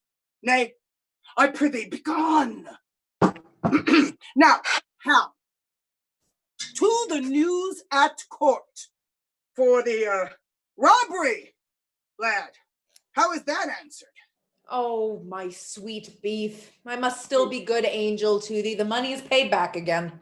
Oh, I do not like this paying back. It is a double labor. I am good friends with my father, and may do anything. Rob me the exchequer, the first thing thou dost, and do it with unwashed hands too.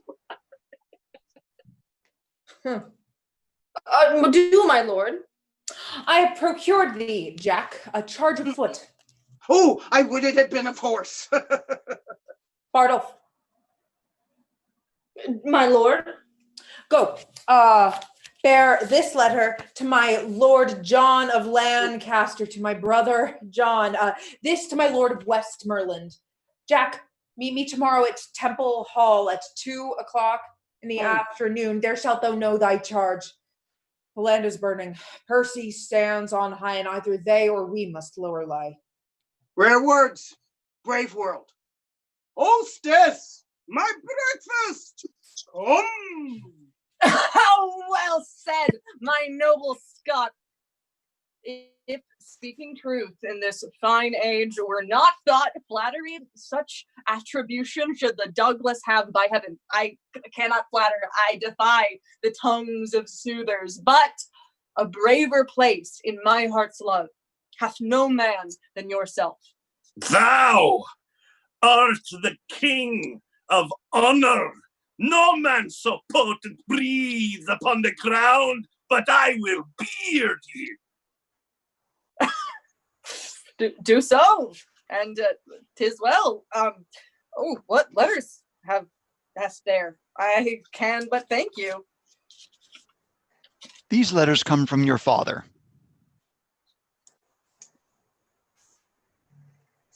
These letters come from your father. Well, letters from him? Why comes he not himself? He cannot come, my lord. He is grievous sick. Sick now? Droop now? This sickness doth infect the very lifeblood of our enterprise. Yet doth he give us bold advertisement that with our small conjunction we should on to see how fortune is disposed to us. For As he writes, there is no quailing now, because the king is certainly possessed of all our purposes. What say you to it? Your father's sickness is a maim to us. A perilous gash, a very limb lopped off. The quality and air of our attempt brooks no division. It will be thought by some that know not why he is away, that wisdom, loyalty, and mere dislike of our proceedings keep the Earl from hence. And think how such an apprehension may turn the tide of a fearful faction and breed a kind of question in our cause. The absence of your father draws a curtain that shows the ignorant a kind of fear before not dreamt of. You stray too far.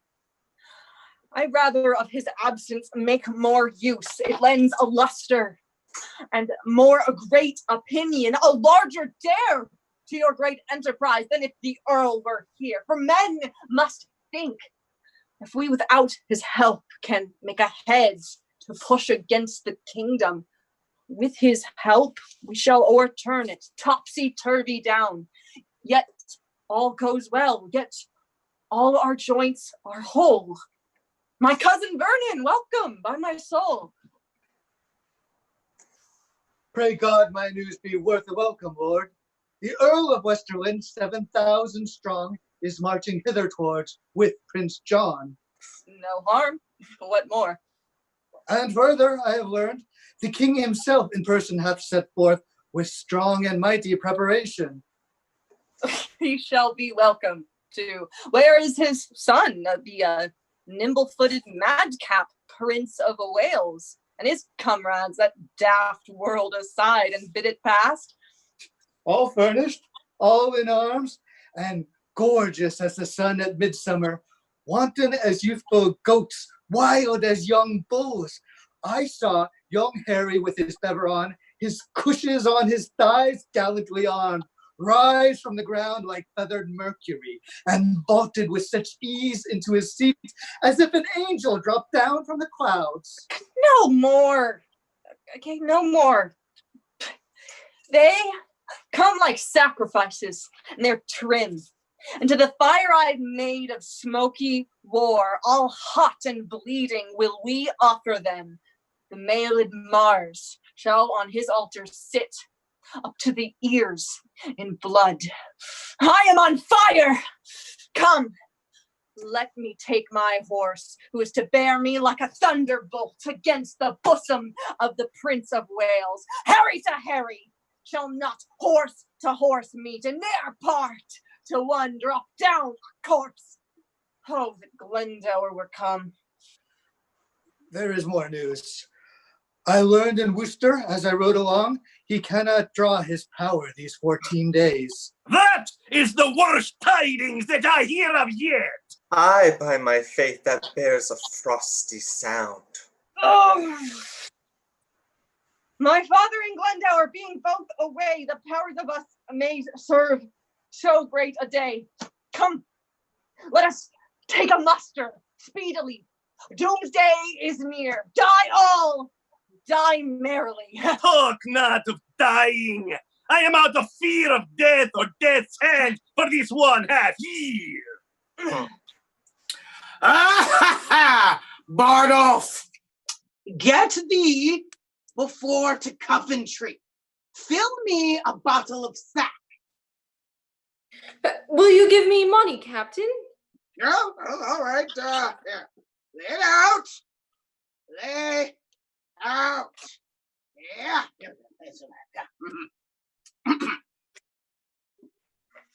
This bottle makes me an angel. Ooh, and if it do, take it for thy labor. And if it make 20, well, take them all. I'll answer the coinage. Bid my Lieutenant Pito meet me at the town's end. I will, Captain. Farewell. Yeah, that's it. Good one, that Bardolph. Good fellow. All right. Fine fellow. Good fellow. How now, Blown Smart Jack? fellow. How now, Blown Jack? How now, Quilt? What how? How now, mad wag? What a devil dost thou in Warwickshire? Oh, my good lord, Westmoreland, I cry you mercy. I thought your honor had already been at Shrewsbury. Faith, Sir John, 'tis more than time that I were there, and you too. But my powers are there already. The king, I can tell you, looks for us all. We must away all tonight. Tut, never fear me, I am as valiant as a cat to steal cream. I think to steal cream indeed, for thy theft hath already made thee butter. But, sirrah, make haste. Percy's already in the field. What? Is the king encamped? He is, Sir John. I fear we shall stay too long.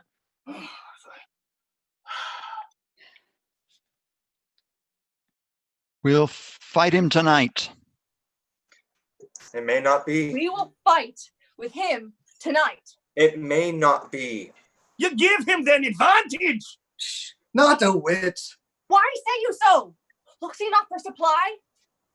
So do we. But his is certain. Ours is doubtful. Good cousin, be advised, stir not tonight. Do not, my lord. You do not counsel well. You speak it out of fear and cold heart. Do me no slander, Douglas, by my life. I hold as little counsel with weak fear as you, my lord, or any Scot that this day lives. Let it be seen tomorrow in the battle, which of us fears. Yea, or tonight. I'm so sorry to interrupt because I realize this is an extremely important planning session. Douglas, with cooking shows being all the rage, would you mind telling us how you make a sandwich? How do you make a sandwich? Yeah, I really like to know. You call somebody up and tell them to deliver a sandwich to your house. How do you make a sandwich? I think that pretty well sums it up. I'll let you return to your planning session. Please go ahead. Yay! On tonight! On tonight! Content. Tonight, I say. Come. It may not be. Can you foresee not what impediments drag back our expedition? Certain horse of my cousin Vernon's are not yet come up. Your Uncle Wooster's horse came but today. So are the horses of our enemy. The better part of ours are full of rest. The number of the king exceedeth ours. For God's sake, cousin, stay till all come in. I come with gracious offers from the king, if you vouchsafe me hearing and respect. Welcome, Sir Walter Blunt. Mm. And would to God you were of our determination. Some of us love you well, but stand against us like an enemy.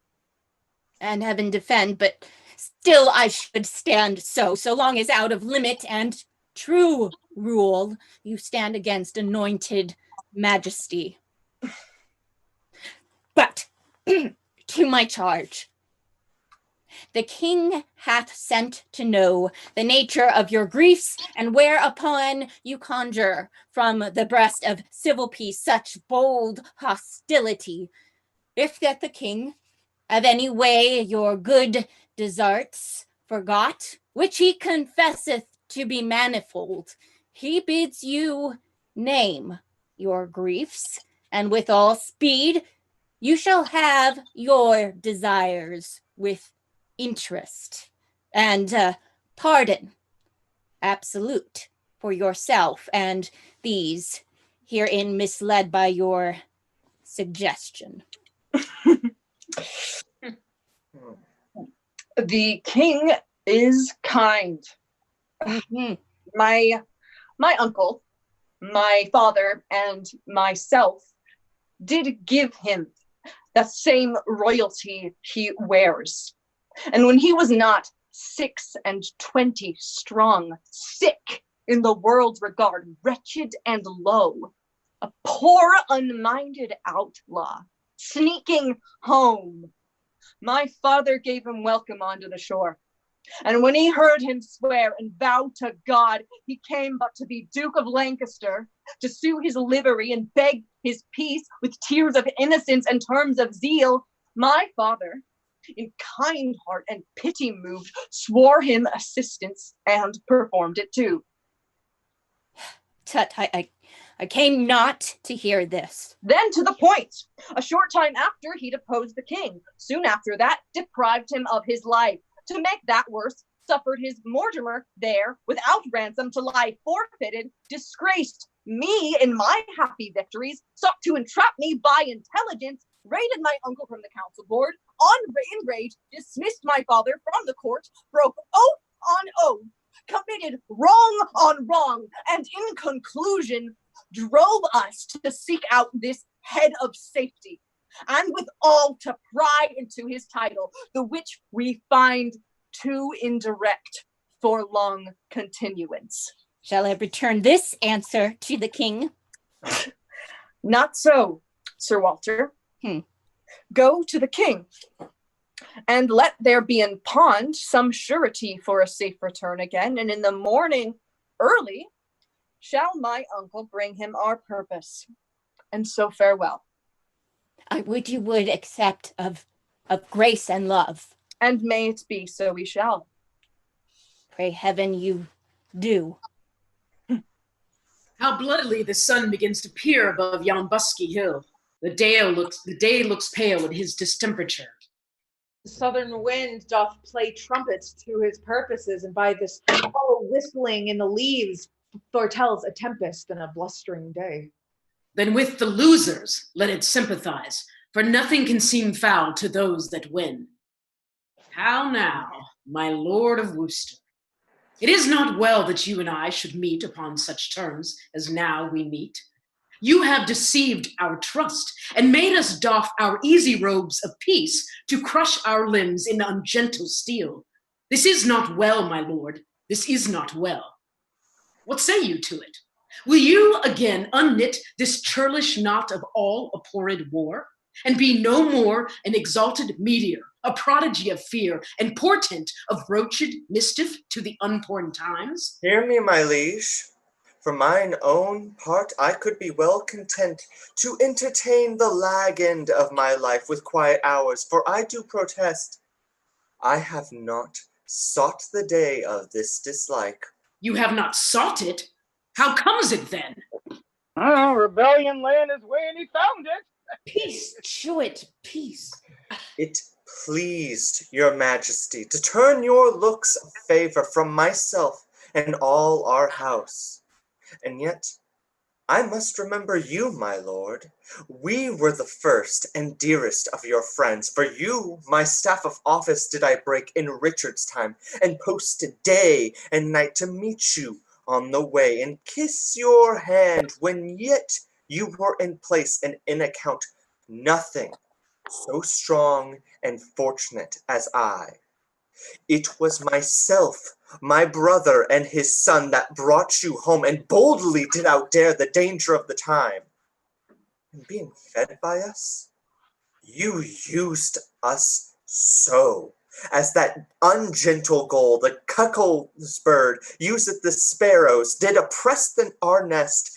We were enforced, for safety's sake, to fly out of your sight and raise this present head, whereby we stand opposed by such means as you yourself have forged against yourself, by unkind usage, dangerous countenance, and violations of all faith and troth sworn to us in younger enterprise. These things indeed you have articulated, proclaimed at market crosses, read in churches, to face the garment of rebellion with such a fine color that may please the eye of fickle changelings and poor discontents, which gape and rub the elbow at the news of hurly-burly innovation. And never yet did insurrection want such watercolors to enpaint his cause, nor moody beggars starving for a time of pell-mell havoc and confusion. In both our armies, there's many a soul shall pay full dearly for this encounter, if once they join in trial. Tell your nephew, the Prince of Wales, doth join with all the world in praise of Henry Percy. By my hopes, this present enterprise set off his head. I do not think a braver gentleman, more active, valiant, or more valiant young, more daring, or more bold, is now alive to grace this latter age with noble deeds. For my part, I may speak it to my shame. I have a truant been to chivalry, and so I hear he doth account me too. Yet before this my father's majesty, I am content that he shall take the odds of his great name and estimation, and will, to save the blood on either side, try fortune with him in a single fight. And Prince of Wales, so dare we venture thee, albeit considerations infinite do make against it. No, good Worcester, no. We love our people well, even those we love that are misled upon your cousin's part. And will they take the offer of our grace? Both he and they and you, yea, everyone, shall be my friend again, and I'll be theirs. So tell your cousin, and bring me word what he will do. But if he will not yield, rebuke and dread correction wait on us, and they shall do their office. So be gone. We will not now be troubled with reply. We offer fair. Take it advisedly. It will not be accepted on my life, the Douglas and Hotspur both together confident against the world in arms. Hence, therefore, every leader to their charge, for on their answer we'll set on them. And God befriend us, as our cause is just. Hal, if thou see me down in the battle and bestride me, so 'tis a point of friendship. Nothing but a colossus can do thee that friendship. Say thy prayers and farewell. I would it were bedtime, Hal, and all well. Why, thou owest heaven a death. No, 'tis not due yet. I would be loath to pay him before his day. What need I be so forward to with him that calls not on me? Well, 'tis no matter. Honor pricks me on. But how if honor pricks me off when I come on? How then can honor take away the grief of a wound? No, honor hath no skill in surgery then. No. What is honor? A word. What is that word, honor? Ere a trim reckoning, who hath it? He that died a Wednesday. Doth he feel it? No. Doth he hear it? No. Is it insensible then? Yea, to the dead. But will it not live with a living? No. Why? The traction will not suffer it. Therefore, I'll none of it. Honor is a mere scutcheon. And so ends my catechism. Oh no, my nephew must not know, Sir Richard, the liberal kind offer of the king. 'Twere best he did. Then we are all undone. It is not possible. It cannot be. The king would keep his word. In loving us, he will suspect us still and find a time to punish this offense and others' faults. My nephew's trespass may be well forgot. It hath the excuse of youth and heat of blood, a hair-brained Hotspur governed by a spleen. All his offenses live upon my head, and on his father's. We did train him on, and his corruption being ta'en from us, we, as the spring of all, shall pay for all. Therefore, good cousin, let not Harry know, in any case, the offer of the king. Deliver what you will, I'll say 'tis so. Here comes your cousin. Oh, my uncle is returned. Uncle, what news? The king will bid you battle presently. Defy him by the Lord of Westmoreland. Lord Douglas, go you and tell him so. Marry and shall, and very willingly. There is no seeming mercy in the king. Did you beg any? God forbid. I told him gently of our grievances, of his oath breaking, which he mended thus by now forswearing that he is forsworn. He calls us rebels, traitors, and will scourge with haughty arms this hateful name in us. Arm, gentlemen, to arm! For I've thrown a brave defiance in King Henry's teeth. The Prince of Wales stepped forth before the king, and nephew challenged you to a single fight. Oh, would the quarrel lay upon our heads, and that no man might draw short breath today, but I and Harry Monmouth. Tell me, how chewed his talking? Seemed it in contempt? No. By my soul, I never in my life did hear a challenge urged more modestly. Unless a brother should a brother dare to gentle exercise and proof of arms, he gave you all the duties of a man, trimmed up your praises with a princely tongue, spoke your deservings like a chronicle, and which became him like a prince indeed. Cousin, I think thou art enamored on his follies. I will embrace him with a soldier's arm, that he shall shrink under my courtesy. Arm with speed, and fellows, soldiers, friends. My lord, here are letters for you. My lord, here are some letters for you. Oh, I cannot read them now. Oh, gentlemen, the time of life is short. To spend that short-lived basely were too long. And if we live to tread on kings. If die, brave death when princes die with us. My lord, prepare, the king comes on apace. I thank him that he cuts me from my tale, for I profess not talking. Only this. Let each man do his best. And here, I draw a sword, whose worthy temper I intend to stain with the best blood I can meet withal. In the adventure of this perilous day, sound all the lofty instruments of war, and by that music, let us all embrace. For heaven to earth, some of us never shall a second time do such a courtesy. Whoa, what is thy name that in battle thus you crossest me? What honor dost thou seek upon my head? Know then that my name is Douglas, and I do haunt thee in the battle thus, because some tell me thou art the king. They tell thee true. The Lord of Stafford, dear today, hath bought thy likeness, for instead of thee, King Harry, this sword hath ended him. So shall it be, unless thou yield me as a prisoner. I was not born to yield, thou haughty Scot, and thou shalt find a king that will revenge Lord Stafford's death. Oh! Oh!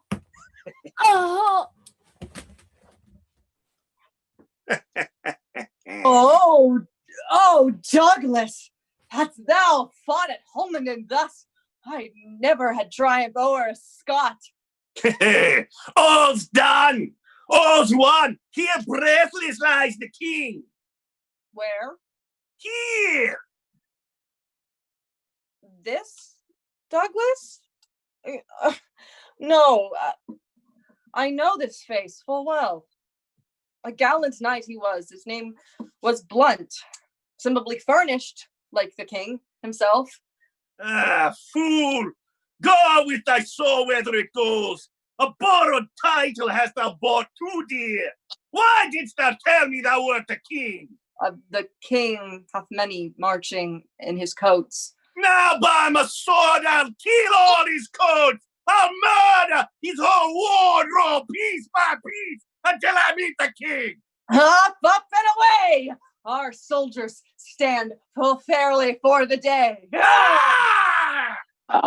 Though I could escape shot free in London, I fear the shot here. There's no scoring but upon the pate. Oh, soft. You? Sir Walter Blunt? Oh, there's honor for you. Here's no vanity. I'm as hot as molten lead and heavy too. Heaven keep lead out of me.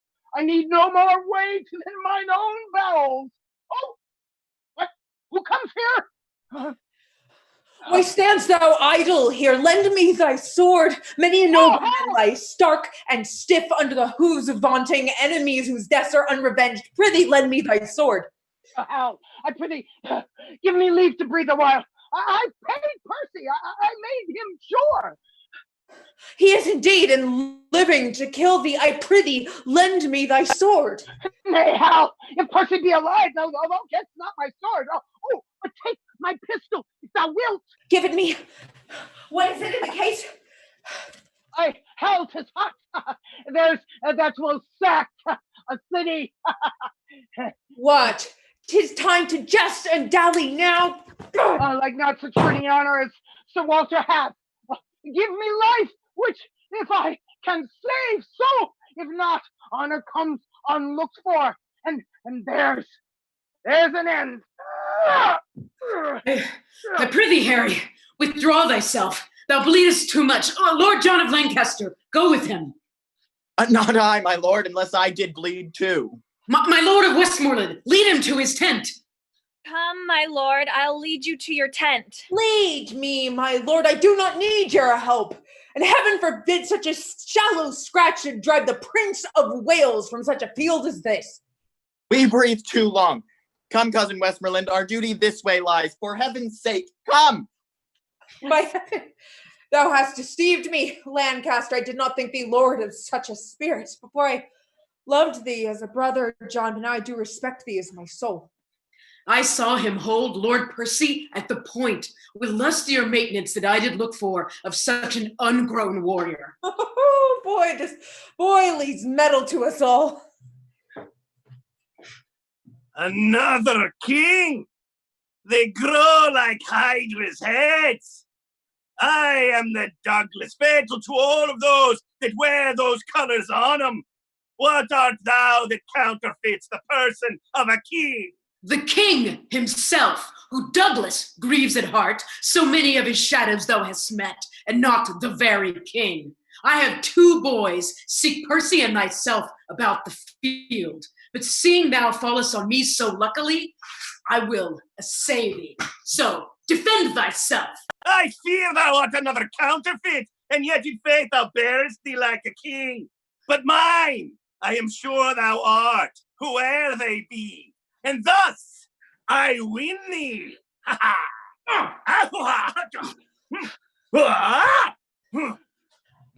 Hold up thy head, vile Scot, thou'rt like ne'er to hold it up again. The spirits of valiant Shirley, Stafford, and Blunt are in my arms. It is the Prince of Wales that threatens thee, who never promiseth, but he means to pay. Ah! Ah! Ah! Oh! Ha! Ha! Ha! Ah! Shirley, my lord, how fares your grace?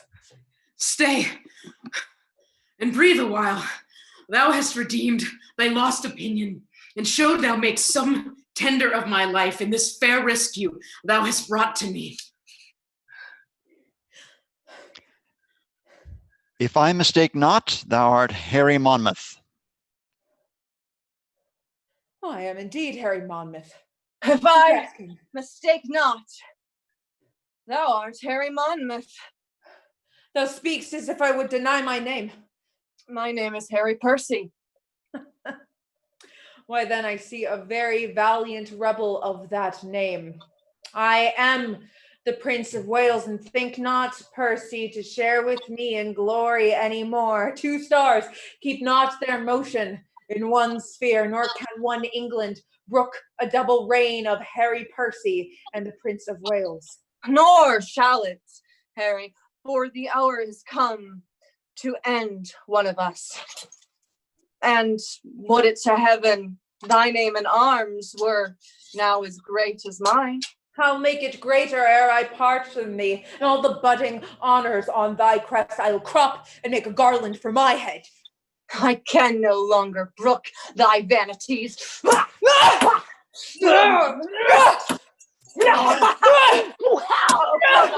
come on. Boys, fight here. Come on. Get him. Oh, he's so good. Oh, gosh. What?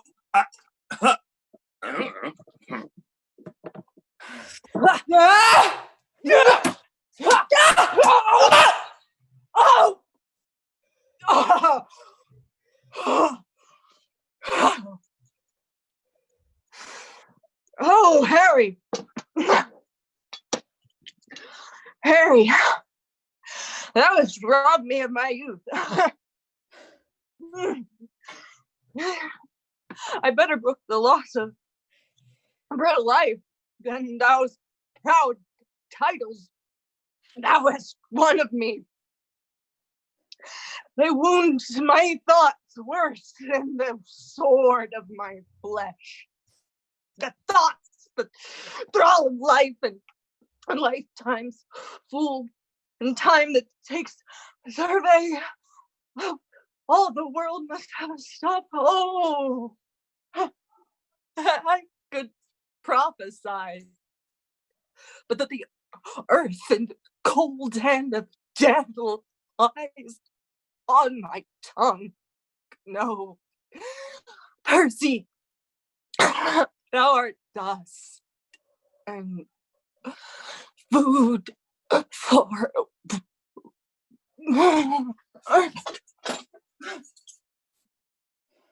for worms, brave Percy.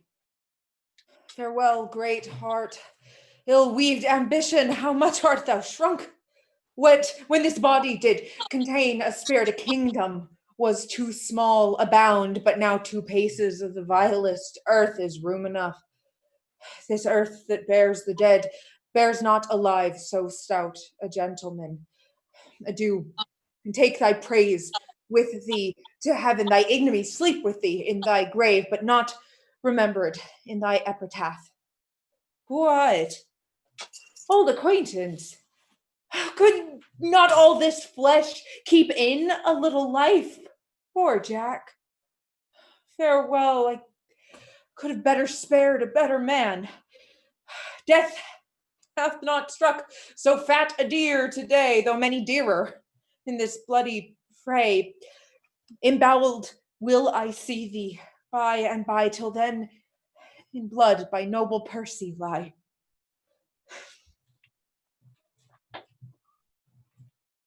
Ooh, emboweled.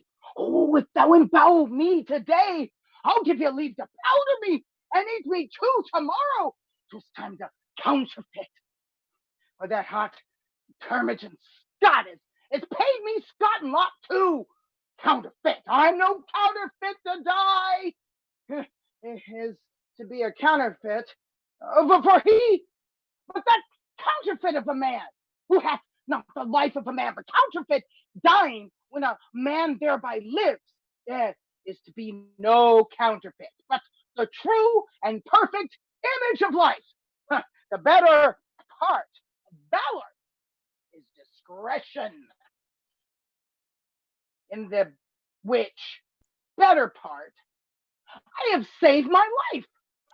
I am afraid this gunpowder Percy, though he be dead, how if he should counterfeit too and rise? Oh, I'm afraid he would prove a better counterfeit. Therefore, I will make sure.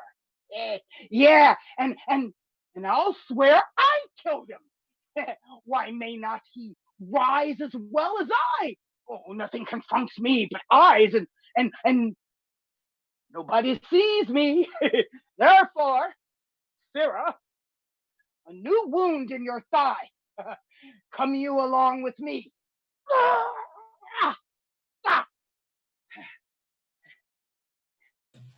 Come, brother John, full bravely hast thou fleshed thy maiden sword.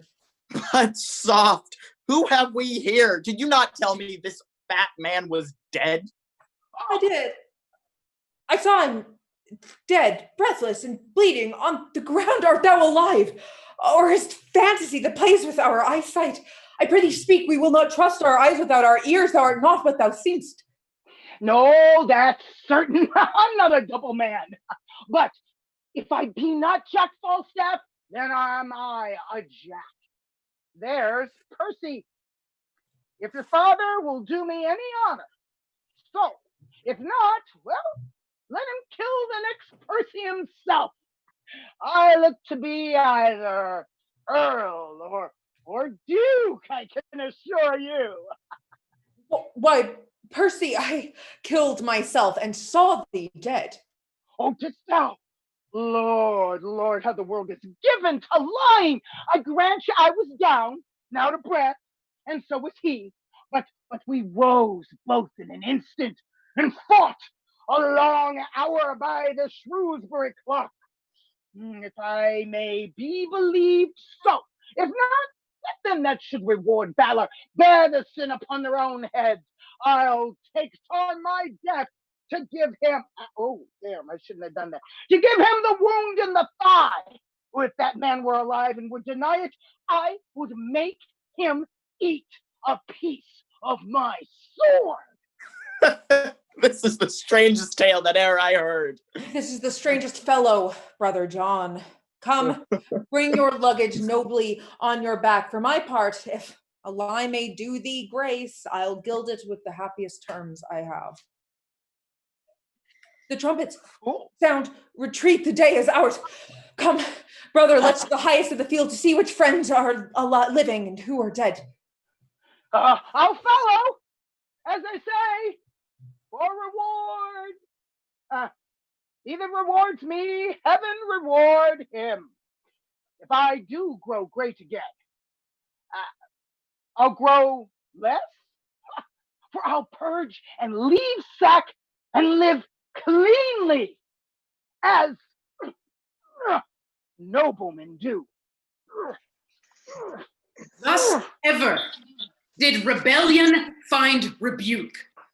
Ill-spirited Wooster, did we not send grace, pardon, and terms of love to all of you? And wouldst thou turn our offers contrary, misuse the tenor of thy kinsman's trust?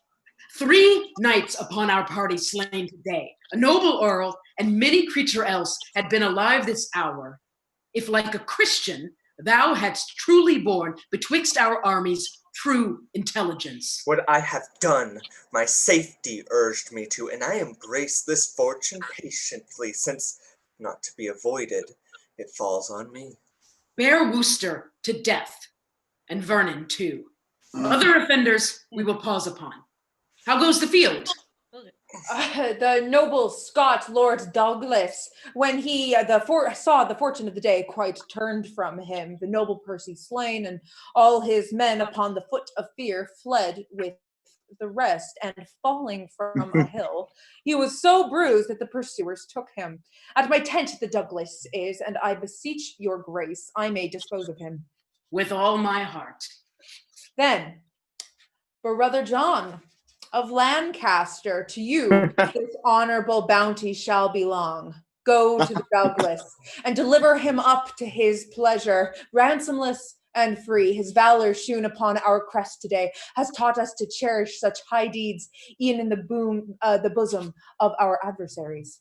Then this remains, that we divide our power.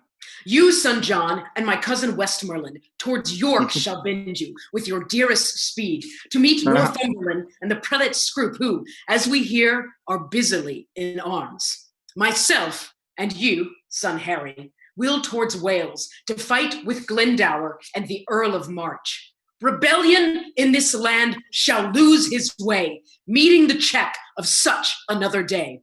And since this business so fair is done, let us not leave till all our own be won. Finis, the first part of Henry IV with the life and death of Henry, surnamed Hotspur. Friends, wonderful, wonderful. Thank you so much for spending some time with us here as we play out this first part of Henry IV. We thank you for joining us so much. Our entire company thanks you for being a part of this. And again, I thank you for whatever you care to donate to make sure that we continue to do our very valiant best to make some live theater happen somewhere, somehow, here in the Pacific Northwest. To all of our friends on all the coasts, I want to remind you that the play tomorrow is Macbeth. And that's gonna be a barn burner, my friends. And of course, the day after Macbeth, we have on Sunday, As You Like It. So we're kind of, giving you a little bit of a sandwich here, but please join us again as soon as you can. If you have the means, please click right up there and make a little donation to us, if you will. We thank you so much for joining us in this strange world of theater that we are creating today. Have a brilliant evening, and we will see you hopefully tomorrow.